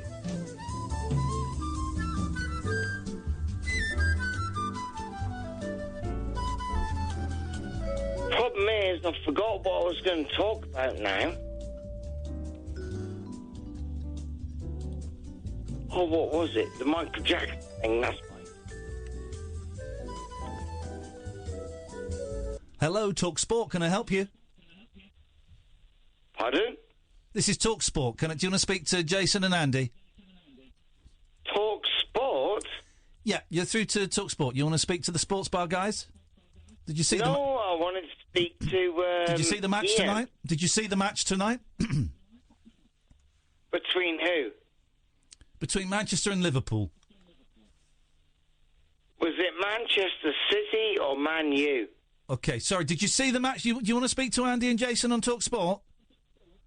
Can I ask you your name? You're Alex, yeah? Yeah, I am. Do you really... Can I ask you a question? Just quickly. A bit busy, because we're taking a lot of calls. Do you really believe what you thought you knew? OK, I'm going to put you on hold, then we'll put you through to Andy and Jason on the sports bar, OK? Give me your name first. Thanks very much. Please. Your name? Oh, you son of a gun.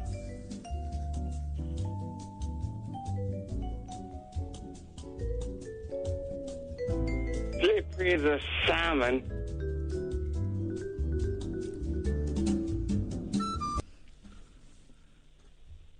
Oh, I think he's gone. Hello? Hello? Hello? Hello? Oh, I can't see him on this line.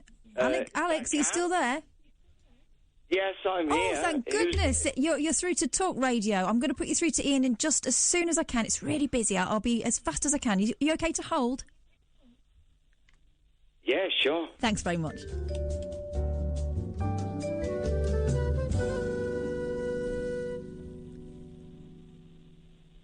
You're through to LBC, London's biggest conversation. What would you like to say, caller? Pardon? You're through to LBC, London's biggest conversation. What would you like to say to Tom Snorbrick? Who? Hello? Hello? You've called LBC. I'm assuming you want to speak to Tom Snorbrick about Brexit? No, who's Mike Snorbit? I don't know who Mike Snorbit is, but Tom Snorbrick is the host on LBC right now. What would you like to say to him? Snorbrick? OK, I'm going to have to put you on hold. What?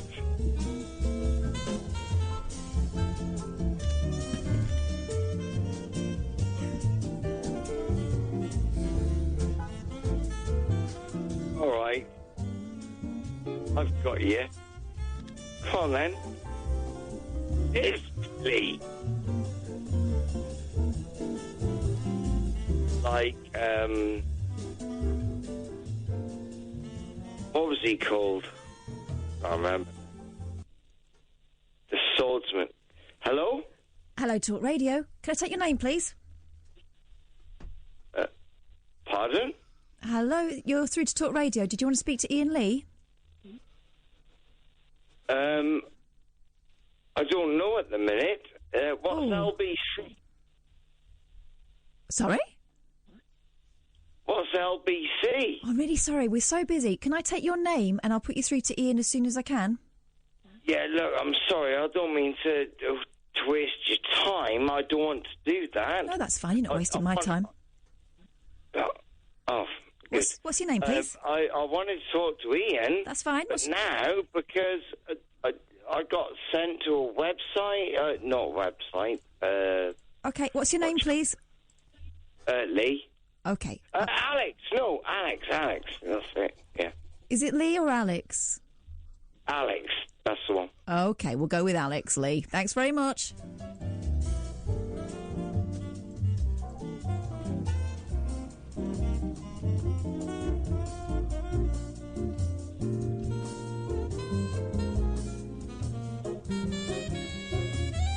I don't really understand what's going on.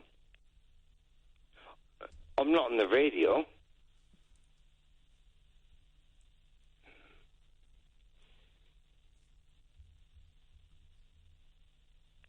Hello? Hello?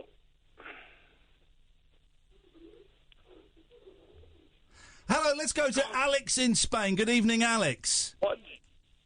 Can you keep your radio off, please, Alex? We're going to put you through on air any second now. We just need to make sure that your radio's switched off. Is that okay?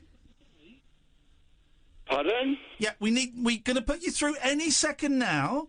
We just need to make sure that your radio's switched off. Ian's going to come to you in a second. Is that okay, Alex?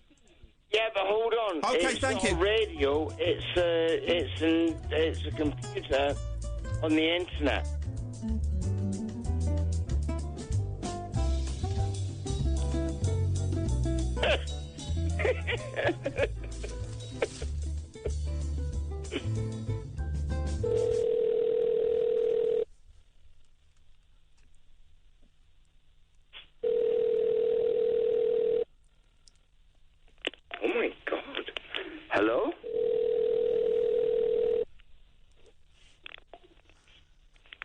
Hello?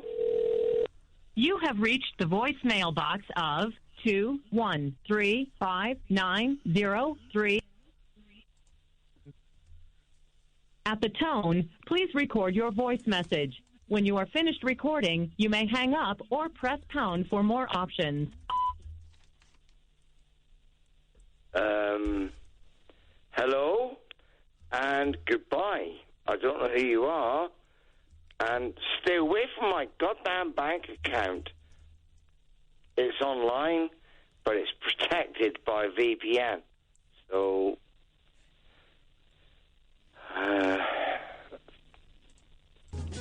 is this like a test or something?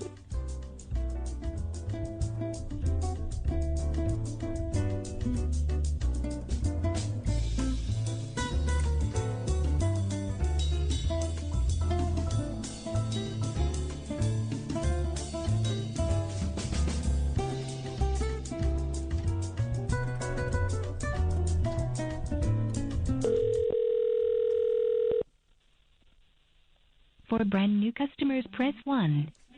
For existing customers, press 2.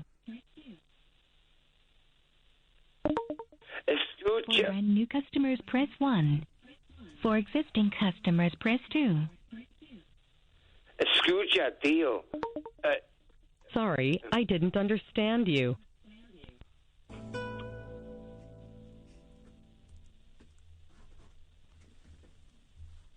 Hello, you're through to Talk Radio. Who's that, please? It's Lee. Hello, Lee. Didn't you get on air? Hello? Pardon? Didn't you get on air? Can I get on air? Didn't you already do that? I thought I put you through ages ago. Oh, don't tell me that. Well, I think... I didn't think I was speaking. Sorry, just a moment. I thought I was speaking. Did we speak to someone called Lee already? Pardon? Just a second. Pardon? Okay, all right. Okay, Lee, if you just hang on for me, I'll put you through just as quick as I can, all right? Just as soon as other Lees stop talking. Hang on. 1 second, please.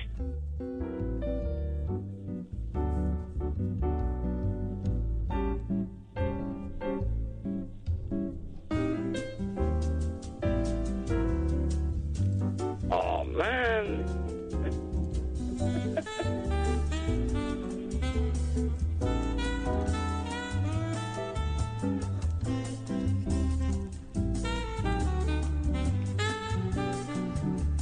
Welcome to a very mature experience. You must be over 18 and have the bill payer's permission to access this service. Calls are recorded. Calls to this service cost 36 pence per minute, plus access charge. Service provided by... What?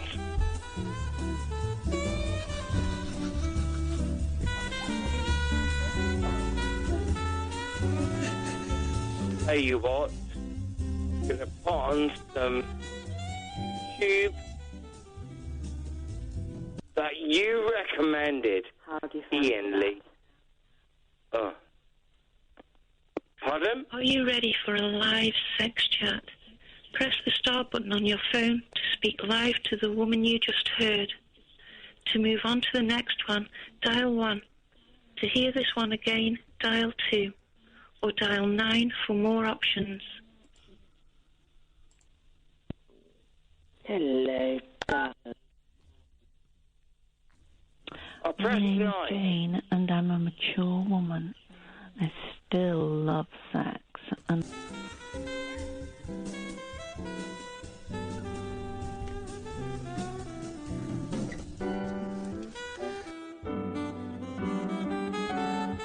I've got to be honest. Oh my God. I can't remember nothing.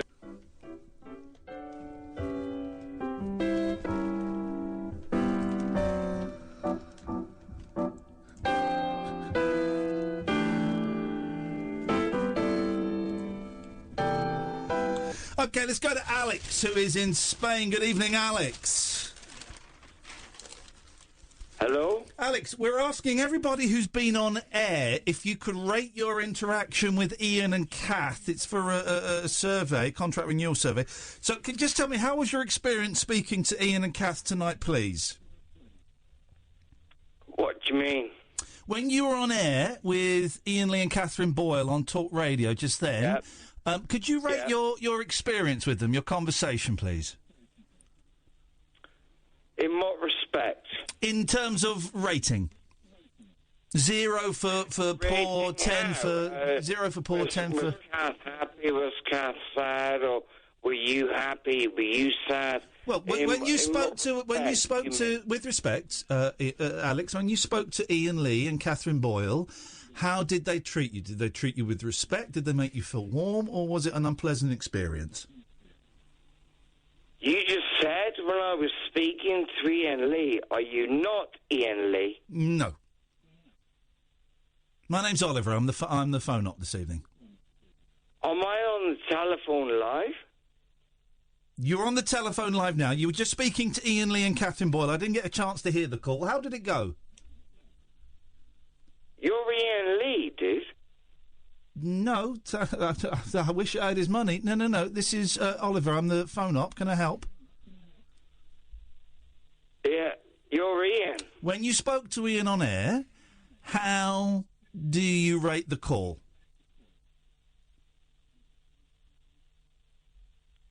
You are Iain. OK, we're going to put you on hold for a second. We'll come back in a second. Thanks very much. No, don't put me on hold, please.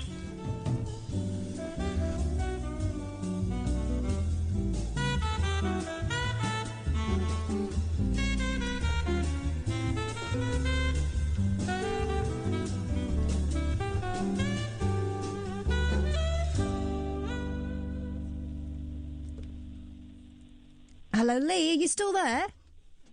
Yes, of course. Oh, of course. Have you not been through yet? Yes, I have been through. Have you? Yes. OK, thanks very much for calling. Wait. Are you there? Oh, my God.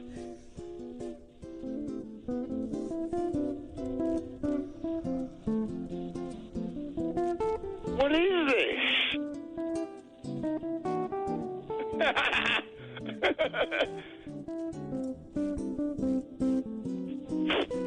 Oh my God.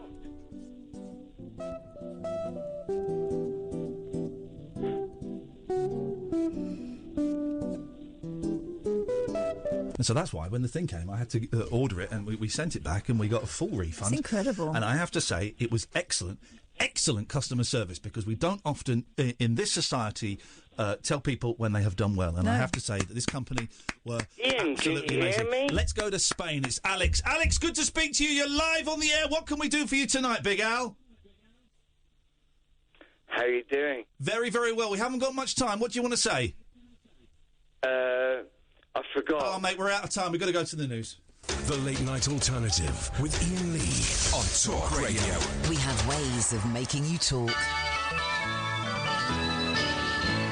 just seen her face, I can't forget the time or place where we just met. She's just the girl for me, and I want all the world to see me. Had it been another day, I might have looked the other way, and I'd have never been aware. But as it is, I'll dream of her tonight. I've just seen her face, I can't forget the time or place where we just met. She's just the girl for me, and I want all the world to see me. Had it been another day, I might have looked the other way, and I'd have never been aware.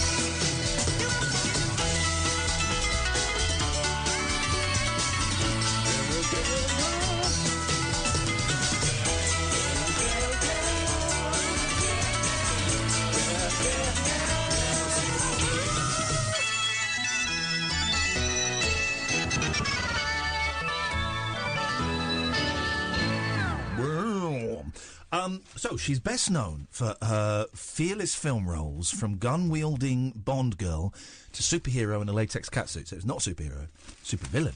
Unless, did she not play an ex-woman? In a latex catsuit. Yeah. They're called catsuits. Okay, all right. Jennifer Ruby, senior showbiz correspondent, knows her shiz. She did, didn't she? Well, yep. Now, Halle Berry has proved she's as daring as ever at 52 by showing off a new tattoo that reaches from her nape. A nape of a what? This is nape. Down to the bottom of her spine. The X-Men... That's speculation. We don't know where it ends. This is rumour. I want video evidence of where her tattoo ends. It could creep all the way back up again. Up the front? Yes. We need video evidence, guys. Otherwise, I just don't believe this. This is an accusation made by Jennifer Ruby, the senior showbiz correspondent. The X-Men star cooked up a storm as she posed topless over an oven range. Again, she's cooking a fry up with no top Also, on. she's not cooking that. That egg is still in the shape, Yes. in the shell. It's still in the shape. That's going nowhere. The egg is still in the shape. It's in the nape of the shell. Over an oven range to show off her new ink, which appears to be a vine winding down her back.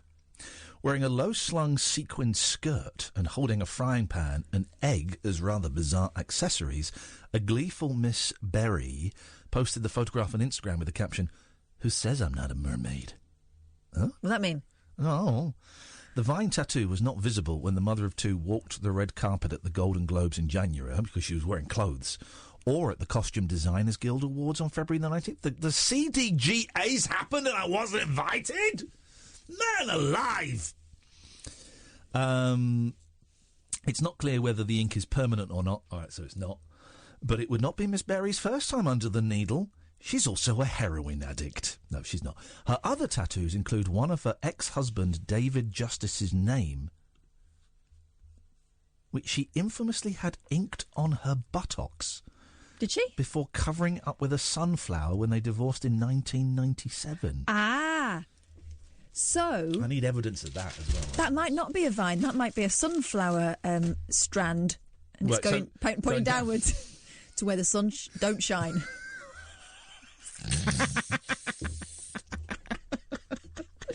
Mucky pup. Mucky pup. Dirty Berry! She's related to Mary Berry, right? Yeah. They're sisters. Yeah. They're sisters. They've got a different dad, but the same mum. Mm-hmm. I think I'm right in saying that. I'm pretty sure I'm right in saying that. Catherine, I don't really feel that you've pulled your weight No. this evening. So what have you got for us? It's your I've got a turn, man who Steph. drinks his own wee-wee. I'm in.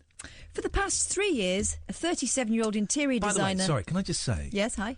I got a little thrill because Shane Ritchie was listening to us with Alex earlier on, and he Mr. tweeted Alfred Moon. He tweeted. Well, I've never heard his full name before. Yes, you're right. It's Alfred, isn't it? What's it all about, Alfred? And he tweeted a crying emoji, which I think unless means it's just he a cry hates for it. help. Maybe he's trapped. If you need help, Alfred Shane, send us another tweet with the grid reference. Three peaches and we'll an be aubergine. There. The aubergine, of course, is a penis. Yeah, I chopped one up badly yesterday. Oh, yeah, and you penis. ate it. A penis. I ate a man's penis. Big aubergine. They're beautiful. Again? They're beautiful, aren't they? I like aubergine. But I've never seen a penis that resembles an aubergine. Maybe I'm doing it wrong. Well, yeah. When I used to be back in the gear, I would have shown you something you wouldn't have liked. But what? When just hours. But honestly, literally like day and a half. You're lucky it didn't fall off like a lamb's tail. You know what? I wish it would have done. But I am allergic to the aubergine. It causes the roof of my mouth to become inflamed. But I love the taste so much. Did it go funny yesterday? It went a little bit thaw. Tasty though, isn't it? Yeah, I love. I've been cooking from that sexy Joe Wicks's book. Oh yeah. Is his name Joe Wicks? Yeah, sure. There's two Wickses. There's one that's like a sexy pirate from Towie. And there's another one who's a muscly chef. Oh. Well, it was the muscly chef. Called Alex back. Sorry. Yes. So yeah, his book is very excellent. Charles, do you like the aubergine? I suppose. Well, hey, listen, mate. He's non-committal. It's not a trick question. Do you like aubergine or do you not like aubergine? It's been a long time since I've had any. Well, think back. It's been a long time since I put a poo in my mouth, but I remember I didn't like it. Wow. In principle, would you eat an aubergine? Raw. Any which way. You're coming round to my house, Charles, and I am cooking. And I'm running the menu past you. The menu is going to be a nice little meal I've prepared that also features cooked aubergine. Do you come round or do you cancel? Yeah, no, I'll have that cooked. Yeah, sure. Oh, you like a moussaka? I called you guys up. Hey, moussaka! Hey, moussaka! Hey, you're a moussaka. It sounds like a Greek swear word. Moussaka. Malaka. Oh, there's no need for that. Come on. Sorry, Charles. You're obviously bored by our antics. What can we do for you this evening, sir? I was, if you got that CD I sent you. Oh! You mean this one? You mean this CD here, Egypt Station? And it's a very battered copy of Egypt Station by Paul McCartney. He's giving it a right going over. Oh, yes, I did, mate. Thank you. Oh, no, that's all right, because, I just worried about Royal Mail might have lost it or something. I'm going to be honest, it is actually very battered. Is there any... It's been in my bag, There's a note. There's a note in here. Dear Iain Lee, I'm going to kill you. What? Yours, Charles? What the hell? I'm sure I remember writing that, but yeah.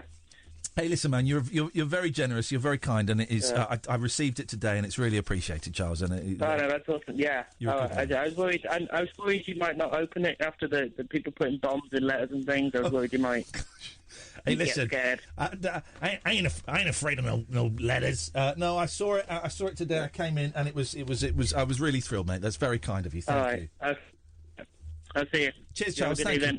You cut him off before he says goodbye to me. He's gone now. Thank you, Charles. I appreciate that. I also got sent as well. Where is it? Oh, yeah. So Jim Bob from Carter, who came in, his book is out. His book is coming out, I think, at the end of this month. Maybe out now. And I'd read a PDF of it, and he sent me an actual physical book. It's a great cover. Jim Bob, In the Shadow of My Former Self. I'm looking at it. It's great. It's a good book. I've read it, so I'm going to lend it to my sister. See my sister this weekend. Then looking at the back, it's got all these quotes. The unshowbiziest showbiz biography you'll ever read. It does the magic thing of being about something very personal, but that feels entirely relatable. Dave Gorman, comedian and author, considers in eloquent, witty, painfully honest detail the existential and logistical nightmare of starting a band when your previous band was actually very successful. Andrew Collins, writer and broadcaster. Wow, These are great Andrew people. Collins. These are great people. So joyous and charming and funny. Iain Lee, broadcaster and writer. For the first time ever, I've got a Paul Ross. I've got my name on a book. And I could not be more thrilled. And I've not had to write it myself with a pen in Waterstones. It has been put on there by the author. I'm on there recommending it. I could not be more thrilled, ladies and gentlemen. Absolute thrill. Go on, man drinking his own wee-wee. Oh, yes. Yes, sir. Back to that yes, charming story. We all want to get healthy, don't we? We all want to do things. We're eating less meat, for example. Yes. We're not drinking more wee, unlike this fella. Fabian Farquharson. Yes, that's his real name.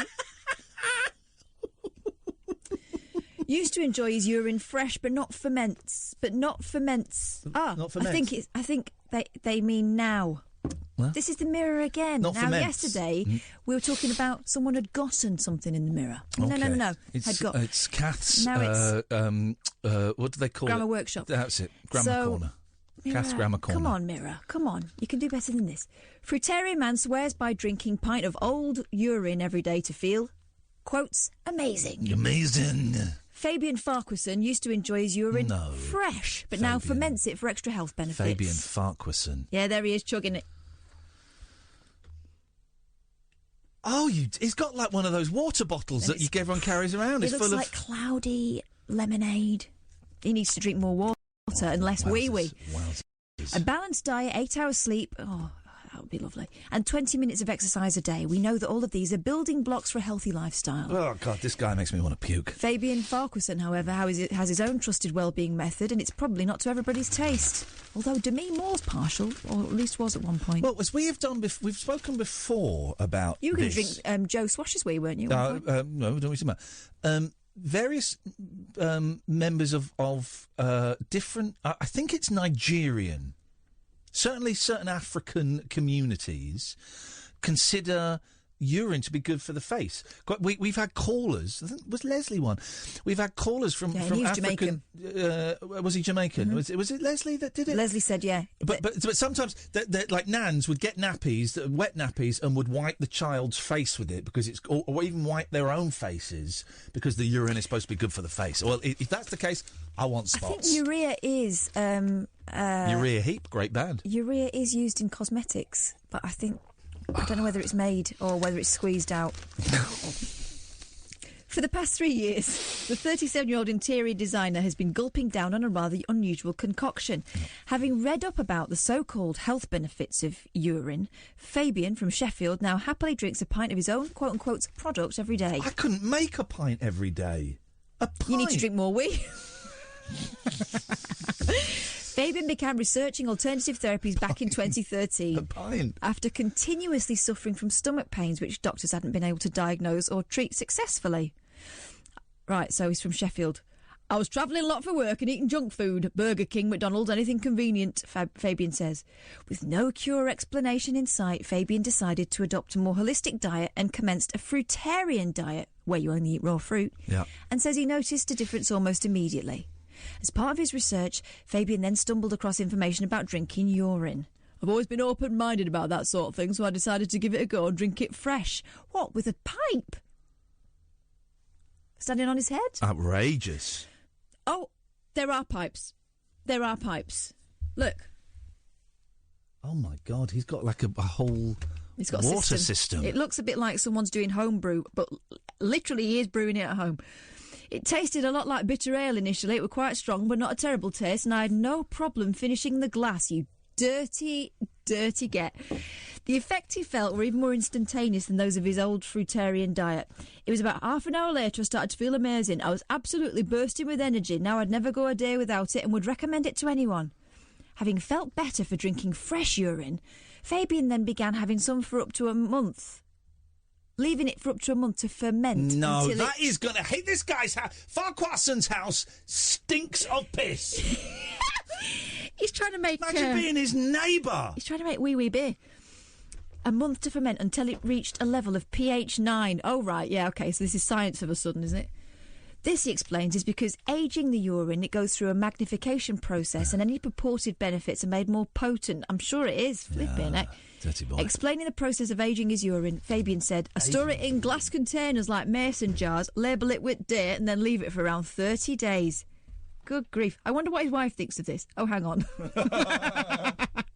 He don't got one. Oh, dear. This guy don't got no And he's wife. drinking it straight from the bottle, not even with a straw. That's filthy. No. Did we do the 15:15 adverts? I think now would be a good time to do them. Dead of Night discourse for disco queens, I'm related to Jedward and Dolly Parton. dairy farmers, Aye, aye. and distant fathers. Yeah, well. The Late Night Alternative with Iain Lee. Doing lots of things that we don't know about, we can't control. On Talk Radio. Yes, great. 0344 499 1000 here until 1 o'clock. Let's go to Dave. Good evening, Dave. Easy, ready, willing, overtime. Where does it stop? Where do you dare me to draw the line? You've got my body, now you want my soul. Oh, yeah. Don't even think about it, say no, go. Yeah, I'll do anything that you want me to. Yeah, but I'll do anything that you want me to. Is he going slower? Yeah, but I can't go for that. No can do. And you know I can't go for that. No. Okay, so my question, well, actually, my son's question. How have you... Hang on a second. Yes, of course, because there's...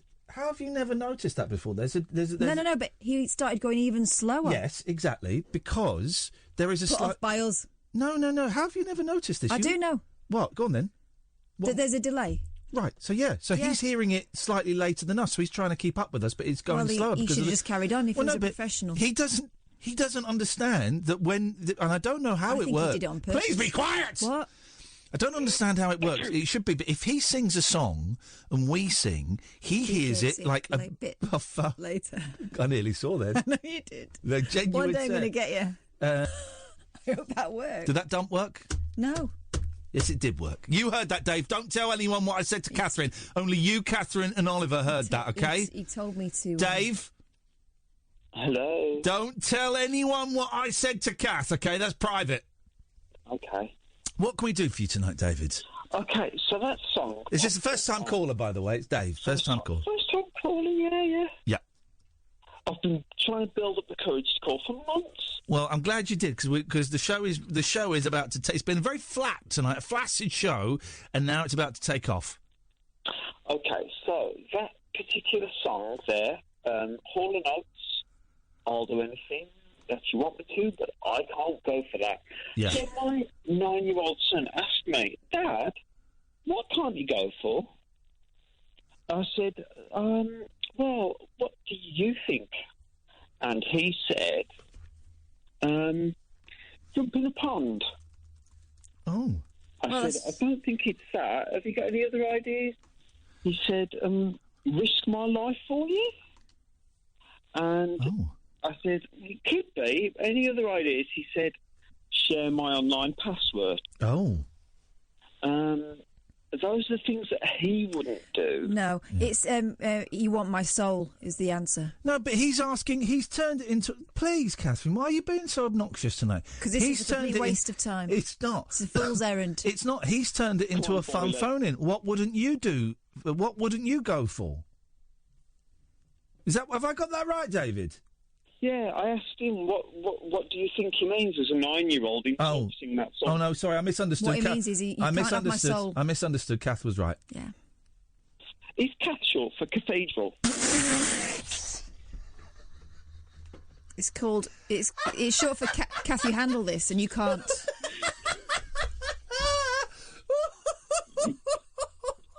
Cathedral Boylington.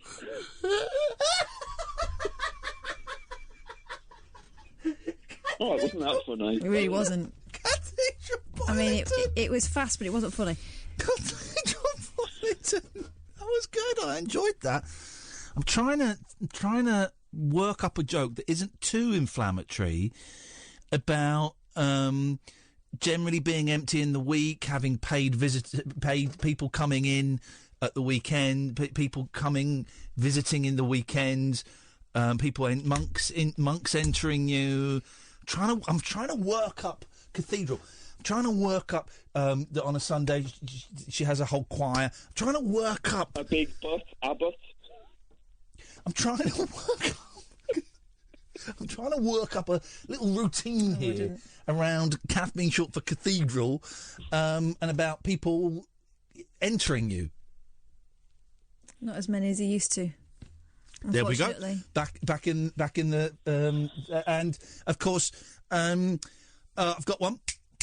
Of course, you were nearly destroyed. Some people only come once a year. I've got one. Christmas. I've got one. Cathedral. I've got one. Leave it. I'm going there. Of course, she was nearly finished when Germany dropped its load on. When the Germans dropped their load on her. Oh God. Here we go. Of course, she was nearly finished when the Germans dropped their load on her. When don't get it. You were bombed during World War II. Yeah. You were bombed during World War II. What's? I thought this was a sexy theme. Yeah, they dropped their load on you. Don't get what you mean. They dropped their load. What do you mean? Their load. What do you mean? Their load. What do you mean? Their load. Why just Germans? Because the Germans bombed Coventry Cathedral, so the Germans... a load of Germans flew over and they dropped their load on you. How many are we talking? No, they dropped their load. Don't get it. Their load of... explosives? Yeah, could it be explosive? It would be explosive. Seminal fluid. That would be the Navy, surely.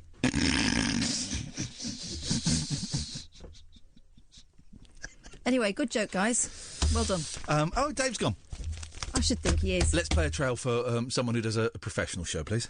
The Late Night Alternative with Iain Lee.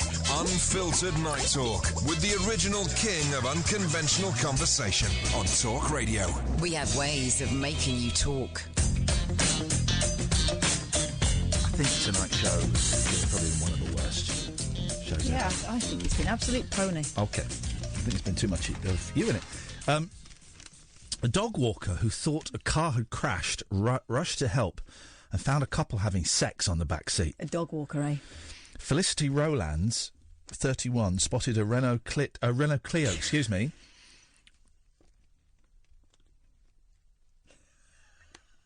Excuse me, sorry. That's what she said.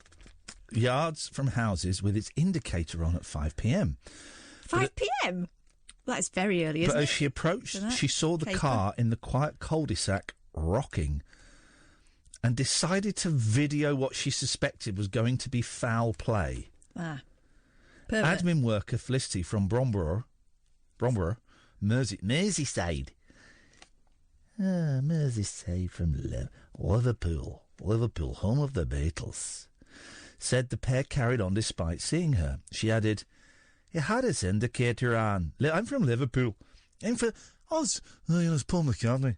She had his indicator on, so I assumed it had its hazard lights on. I thought maybe it had crashed. That kid. I felt really embarrassed. I think at least one of them must be cheating, because why would you do it like that and not just go home?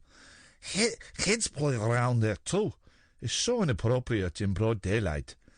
I'm 35 weeks pregnant, so I know what goes where and when. I know where to put it. I know how to work it. I know how to tease it. I know how to please it. But these guys were taking it to the next level. It's not what she said. What she actually said was, I'm 35 weeks pregnant, so I was tempted to knock and say, I hope you guys are using protection, because this is what happens. And if you're wondering what it looks like, there's the man's arse. Flipping it. Let me see. Oh. Disgusting. Dirty. Absolutely disgusting. Absolutely disgusting. Concerned. She was not concerned. I don't think... So concerned she took a picture. Permission to speak freely. I don't think dogging is a real thing. I've never come across it, pun intended. I've never come across it. And I've parked in lay-bys. I've parked in... Not on the prowl. As you know, I'm a traditional bedroom kind of guy. You know, things like that. Not even downstairs. If there is any hint that some roundy action is going to happen on the sofa, it's TV gets turned off. Let's go upstairs. It's a new sofa. You don't want to spoil exactly. it. So certainly not in the kitchen. That's unhygienic. Your kitchen is. Well, it is at the moment. Yeah, who knows? But I just thought of doing it in a car or doing it outside, doing it in a lay-by. You just get muddy, won't you? Wouldn't know. Oh, dogging Cathedral. I've not been dogging. Have you? No, I haven't got a dog. I've been dogging, but when I drive home at night, the lay-bys are sometimes quite full for 2 o'clock in the morning where I live, and it's a notorious area where I live.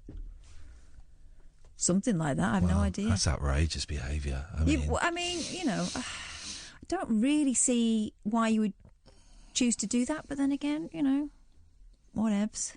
The police should lock them all up. It's not the people bonking. It's the people peeping that I don't get. And why bring the dogs into it? Dog didn't ask for that. Dogs aren't involved in it. Dogs are not involved in it.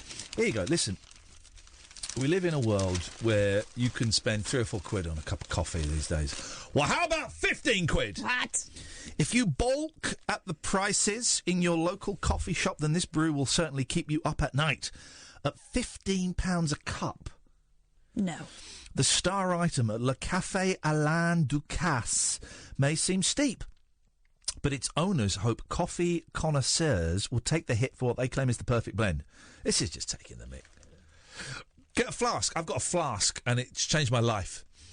The London Cafe has described the coffee as one of the best in the world. It would be London. With notes of bergamot orange, cocoa nibs. Where's his cocoa nibs?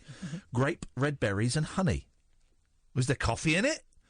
Another reason for the high price is that the beans are exported from a small holding in war-torn Yemen through military checkpoints. The grower only produces 13 kilos a year at present. That's what the grower says. How do they smuggle them out? No, thanks. Olivier Fellou, the cafe's general manager, told the Evening Standard, "We're offering an expensive coffee for sure." Come on, Olivier does not speak like that. "We are offering an expensive coffee for sure, and we know not everyone can afford it. The first reason is the taste." The what taste? The taste. The first reason is the taste. Chef Ducasse says it is perfect. There's nothing wrong with this coffee. The second is very challenging to bring here because it goes 2,300 meters, how you say meters, above sea level. The owners only harvest 13 kilos a year. The cafe, which opened in King's Cross in January, is owned by 3 Michelin-starred chef Alain Ducasse, best known for his kitchen at Mayfair's Dorchester Hotel and taking the piss out of his customers. The £15 price tag was already divided customers, while Sarah Rotherham, 45, described the flavours as incredible. Jen Schlechter, 30, said, "It is crazy. If it's made to a fair trade agreement, then great. But I would still think twice about spending £15 on a cup of coffee." And that's the problem with this flipping country right now. She is against it, and she's still thinking twice. She's going, I think twice. £15 for a cup of coffee. Stop it. Jeez. It's just coffee. It's just coffee. Coffee. £15 for a flipping cup of coffee. Coffee's also... Here's the thing as well. I had a latte today, and I've not had a latte for ages, but it was just such a lousy day. I thought, you know what? I had a McDonald's for breakfast, lunch, breakfast, brunch, and I had a latte coming into lunch. You know, it's a lousy day. Let's eat, let's drink. Let's eat and drink. And I've been not drinking lattes because I want to lose weight.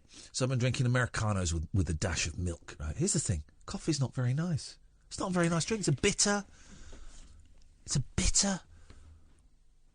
bitter old thing. Now, I work with Catherine. God. So I have enough bitter old things in my life. I'm younger than you. You look older. Quite a sunny disposition. You're actually quite a dark soul.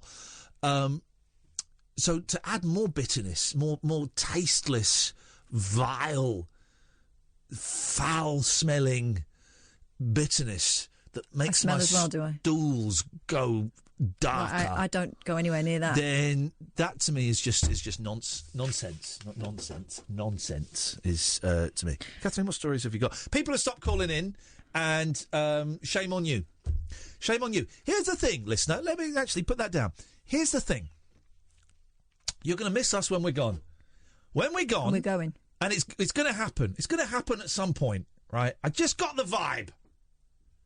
May not be this year. Next year might be my last year. We just don't know, right? But this show is going to end.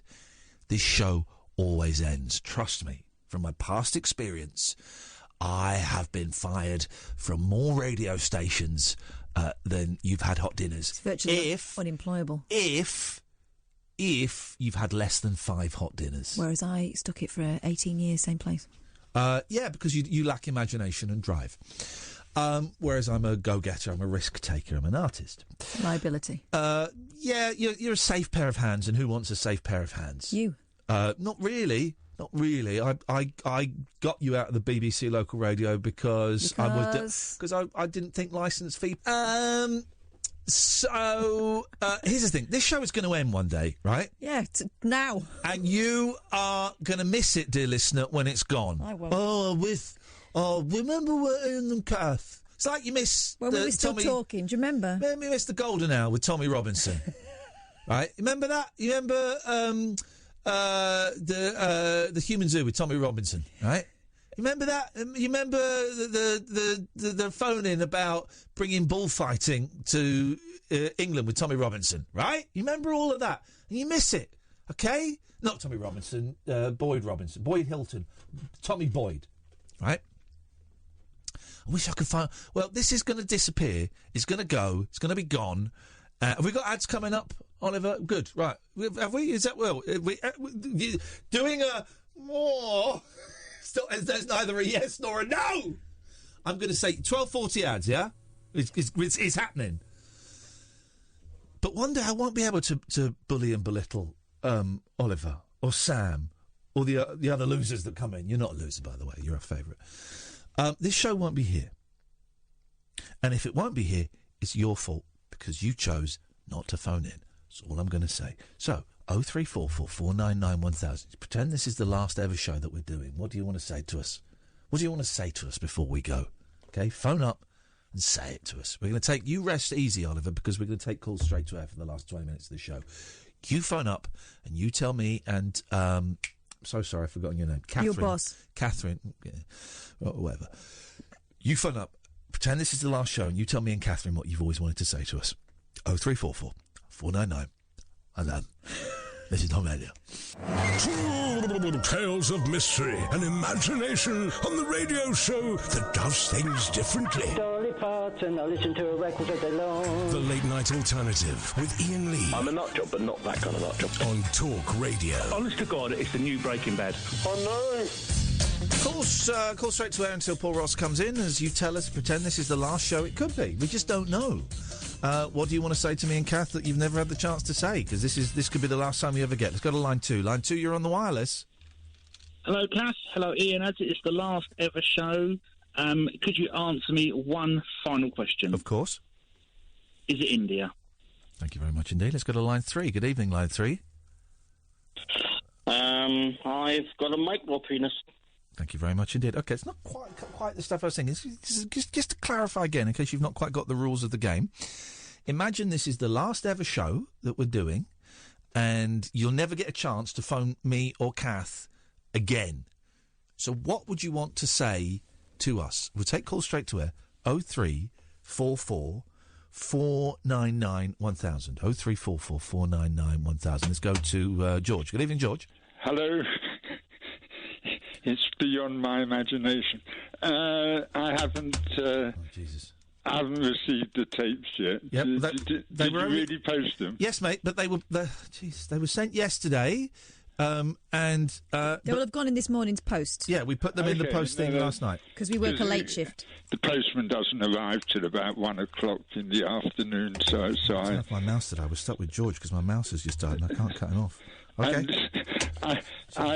you really made, both of you made me laugh a lot yesterday, and I enjoyed your Dr. Ruth slot. Dr. Ruth slot, yes. There's a. Yeah, are you going to put that up so that people can listen to it? It was really very funny. I don't know. We might do it some. At some point, we need a battery and we need it fast. We might do it at some point. I'm just trying to. My mouse has died, which means we could be stuck with you, George, for the rest of the show. Hang on a second. Nope, there we go. Yeah, fixed it. 0344 499 1000 is the telephone number if you want to give us a call. We'll take calls. We'll take calls straight to air. What do you want to say to us that you've never had the opportunity to say before? What would you like to say to us? Because this is it. This is the last ever show. Oh no, I don't want to. That's quite a serious story. We don't want to do that. It's not your stereotypical happily ever after, but a polyamorous threesome certainly works for Carolyn Henry and her husband Justin. I don't need filling. I was finding something. Were you filling? We'll come to it, but you were filling. Hello? Hello? Line 1, you're on the wireless. Hi, Ian. I'm really sad to hear it's your final show. Thanks very much. I just wanted to know, really, I don't know if you or Kath wants to answer this, with it being the final show and everything, what is your opinion on Mr. Murdoch? Thanks very much. Yes, line 2, you're on the wireless. Hello? Hello, this is Talk Radio. Can we help you? Yeah, can I speak to Ian, please? Of course you can. If you switch your radio off, we'll put you straight through. Hang on. Okay. If you can switch your radio off because it's causing interference. Yep, there you go. Is that better? Perfect. If we're going to put you through now, if you say hello to line 1. Hello to line 1.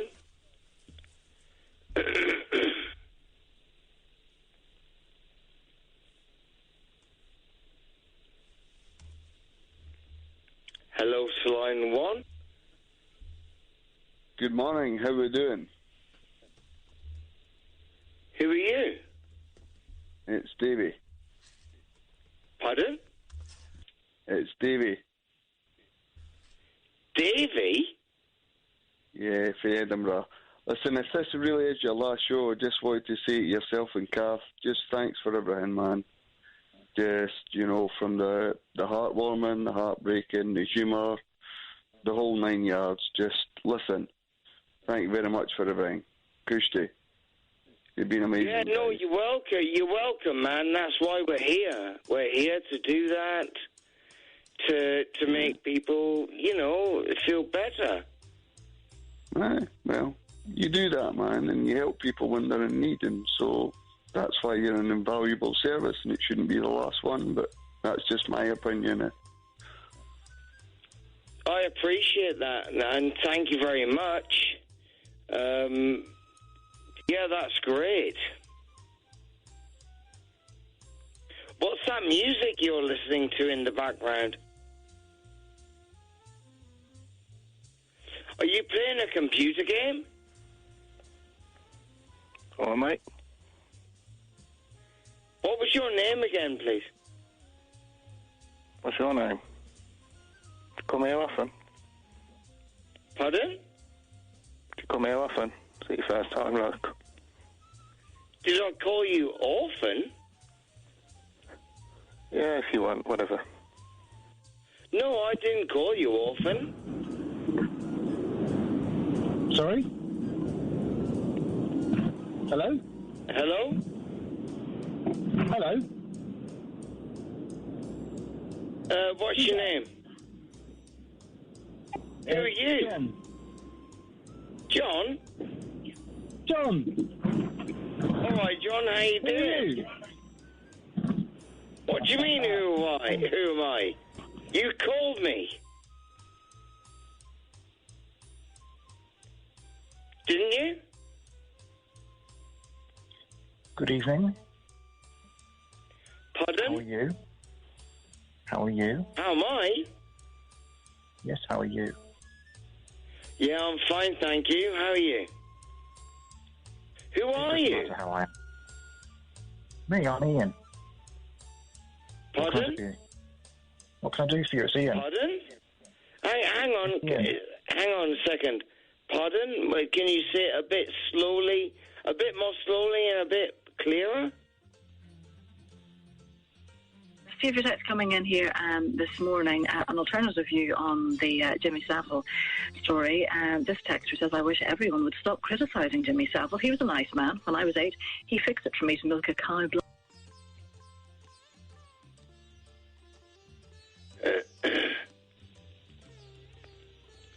That's weird. Can anybody hear me? Obviously somebody can hear me. What is this? Like a... Have I got a passage?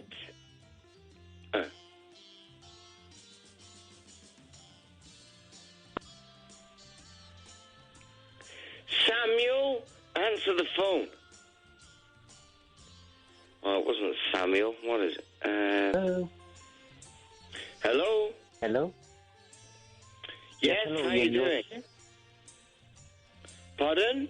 Ian, if this was your final show, I would ask you, which other talk radio producer do you hate the most?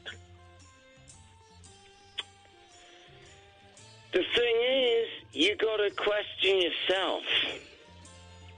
What do you think is best? Okay, goodbye then. Yeah, no worries. Bye.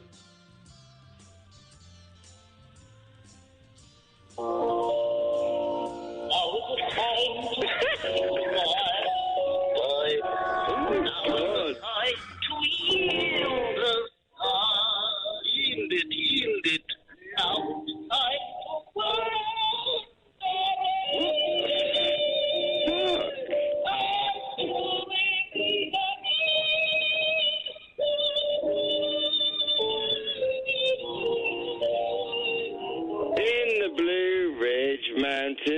Virginia, in the trail of the lonesome pine. Hello? Hello? Hello, is that Alex? Hello? Pardon? Is that Alex? Yes, it is. You calling for the Iain Lee show? Pardon? Are you calling for the Iain Lee show?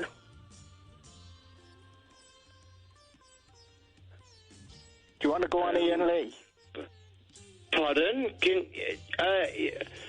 Yeah, but the problem is, again... You want to go onto Iain Lee? Yes, but the problem is I was waiting so long I've forgotten what I wanted to talk about. And I just spoke with a bunch of random people who I think they thought that I was Iain Lee.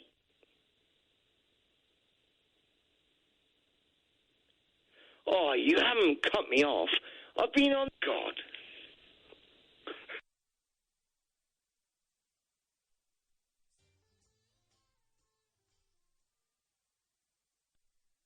Let's go to line one. Line one, you're on the wireless. Hello, is that Alex? No, I'm afraid Alex had to leave due to a case of bad language-itis. That dump button's got a groove in it now. If you look very closely, it says Alex on it. It's been absolute comedy gold with him. It's been great. I was just dialing, just as he said the F-bomb, I was just dialing the number for LBC, so it was, they nearly had it. I'm glad you... I wonder if we call him tomorrow, he'll be in the same state. He could have a 3-hour show. It was quite unique, wasn't it? Listen, thank you for that. I'm going to move on because we've only got a couple of minutes. Let's go to line two. Line two, it's the last ever show. What do you want to say to us? Hi, is that Ian? Yes. Ian, I just have to say, this is the last show ever. You're the man. Katherine is also the man. Best voice is also the man, and she's got the most beautiful voice on radio. What? Even better than Dr. Hook's voice timer? I'm Ruth's best timer. Let's go to line three. Come in, Paul, please. Hello, line three. Okay, thank you. Please, I don't want to know about your micro-penis. We also suspected it. Disgusting. Paul Ross is here. It's nice to see you, Paul. Last ever show. Sadly, why has it taken so long? They finally responded to your email, Paul. What have you got on your show tonight? On the show tonight, we've got movie reviews of Anne Connor, some great films on the way, including a brilliant documentary I've actually seen called Maiden, which follows 30 years ago this year. Tracy Edwards skippered the first ever all-female crew to go on that Whitbread round the world race. Oh, yeah. And what's brilliant about the documentary, I mean, I was kind of, I was working in the 80s, and I remember it being a fairly woke decade. The attitude that these women had to contest with. I bet, I mean, they even point out, and I don't know if the guy's still... A Guardian journalist who wrote a piece saying, can the ladies ever make it? And you think, this is only 1989. This is The Guardian. It's in the end, The Guardian. It's a brilliant documentary. That always surprises me about 80s footage, and it has done for like the last 15 years, is how smoky it was. Yeah. Everything was smoky. Well, I was working at London Weekend Television, got my first job in Telly 82 as a researcher, and all the desks had inbuilt ashtrays. Yeah, I just think, chat shows, Aspel and Co, people would be there puffing away. I remember, the top deck of the bus was smoking. I remember when you could smoke on the tube as well, and it was all wooden, wooden escalator. Or at the back of planes. I flew back from Brazil in the 80s, and on a Lufthansa flight, and the back 4 or 5 rows, and you think, hang on, they've recirculated this air. That when I remember, when did I go to Pakistan? I was 24. So that was in the mid '96. You could. What was still that training smoke on camp like? Was it quite tough over there? I am not allowed to divulge anything. Just checking. But you were deep undercover. I'm a sleeper, sir. But yeah, in the '90s you could smoke on planes. It's nuts, isn't it? Go on. What else? Talking about that, we've also got that Force of Showbiz nature, Josh Rom, who's done an exclusive interview for us with Samuel L. Jackson, which we're playing out because Captain Marvel's out this weekend. All that and the usual old tosh plus dinosaurs. I'm excited about Captain Marvel. I may be going to see that on Saturday. I'm a big fan of those films. Thank you so much, Paul, for coming in and talking to us. The last ever show. Is the last ever one. Thank you so much, Oliver, for your help this evening. It's been appreciated. Kath? Or Catherine, as that last caller called you. Cathedral. Catherine. Cathedral Boylington. Yeah, funny guy. Getting a vibe tonight, getting a Yeah, vibe. you should. Yeah, well, OK, but that's outrageous. Don't forget, podcasts are plenty if you go to Acast or iTunes or your usual podcast provider. We got 5... Oh, there's 5 tickets left, I think, for the Manchester show. If we sell them this week, we'll try and do something on the Sunday as well. So iainlee.com/event. That is it. That is your lot. We will be back tonight at 10. Stay tuned, though, because coming up at 1 o'clock, it's Paul Ross, only on Talk Radio. The Late Night Alternative with Iain Lee on Talk Radio.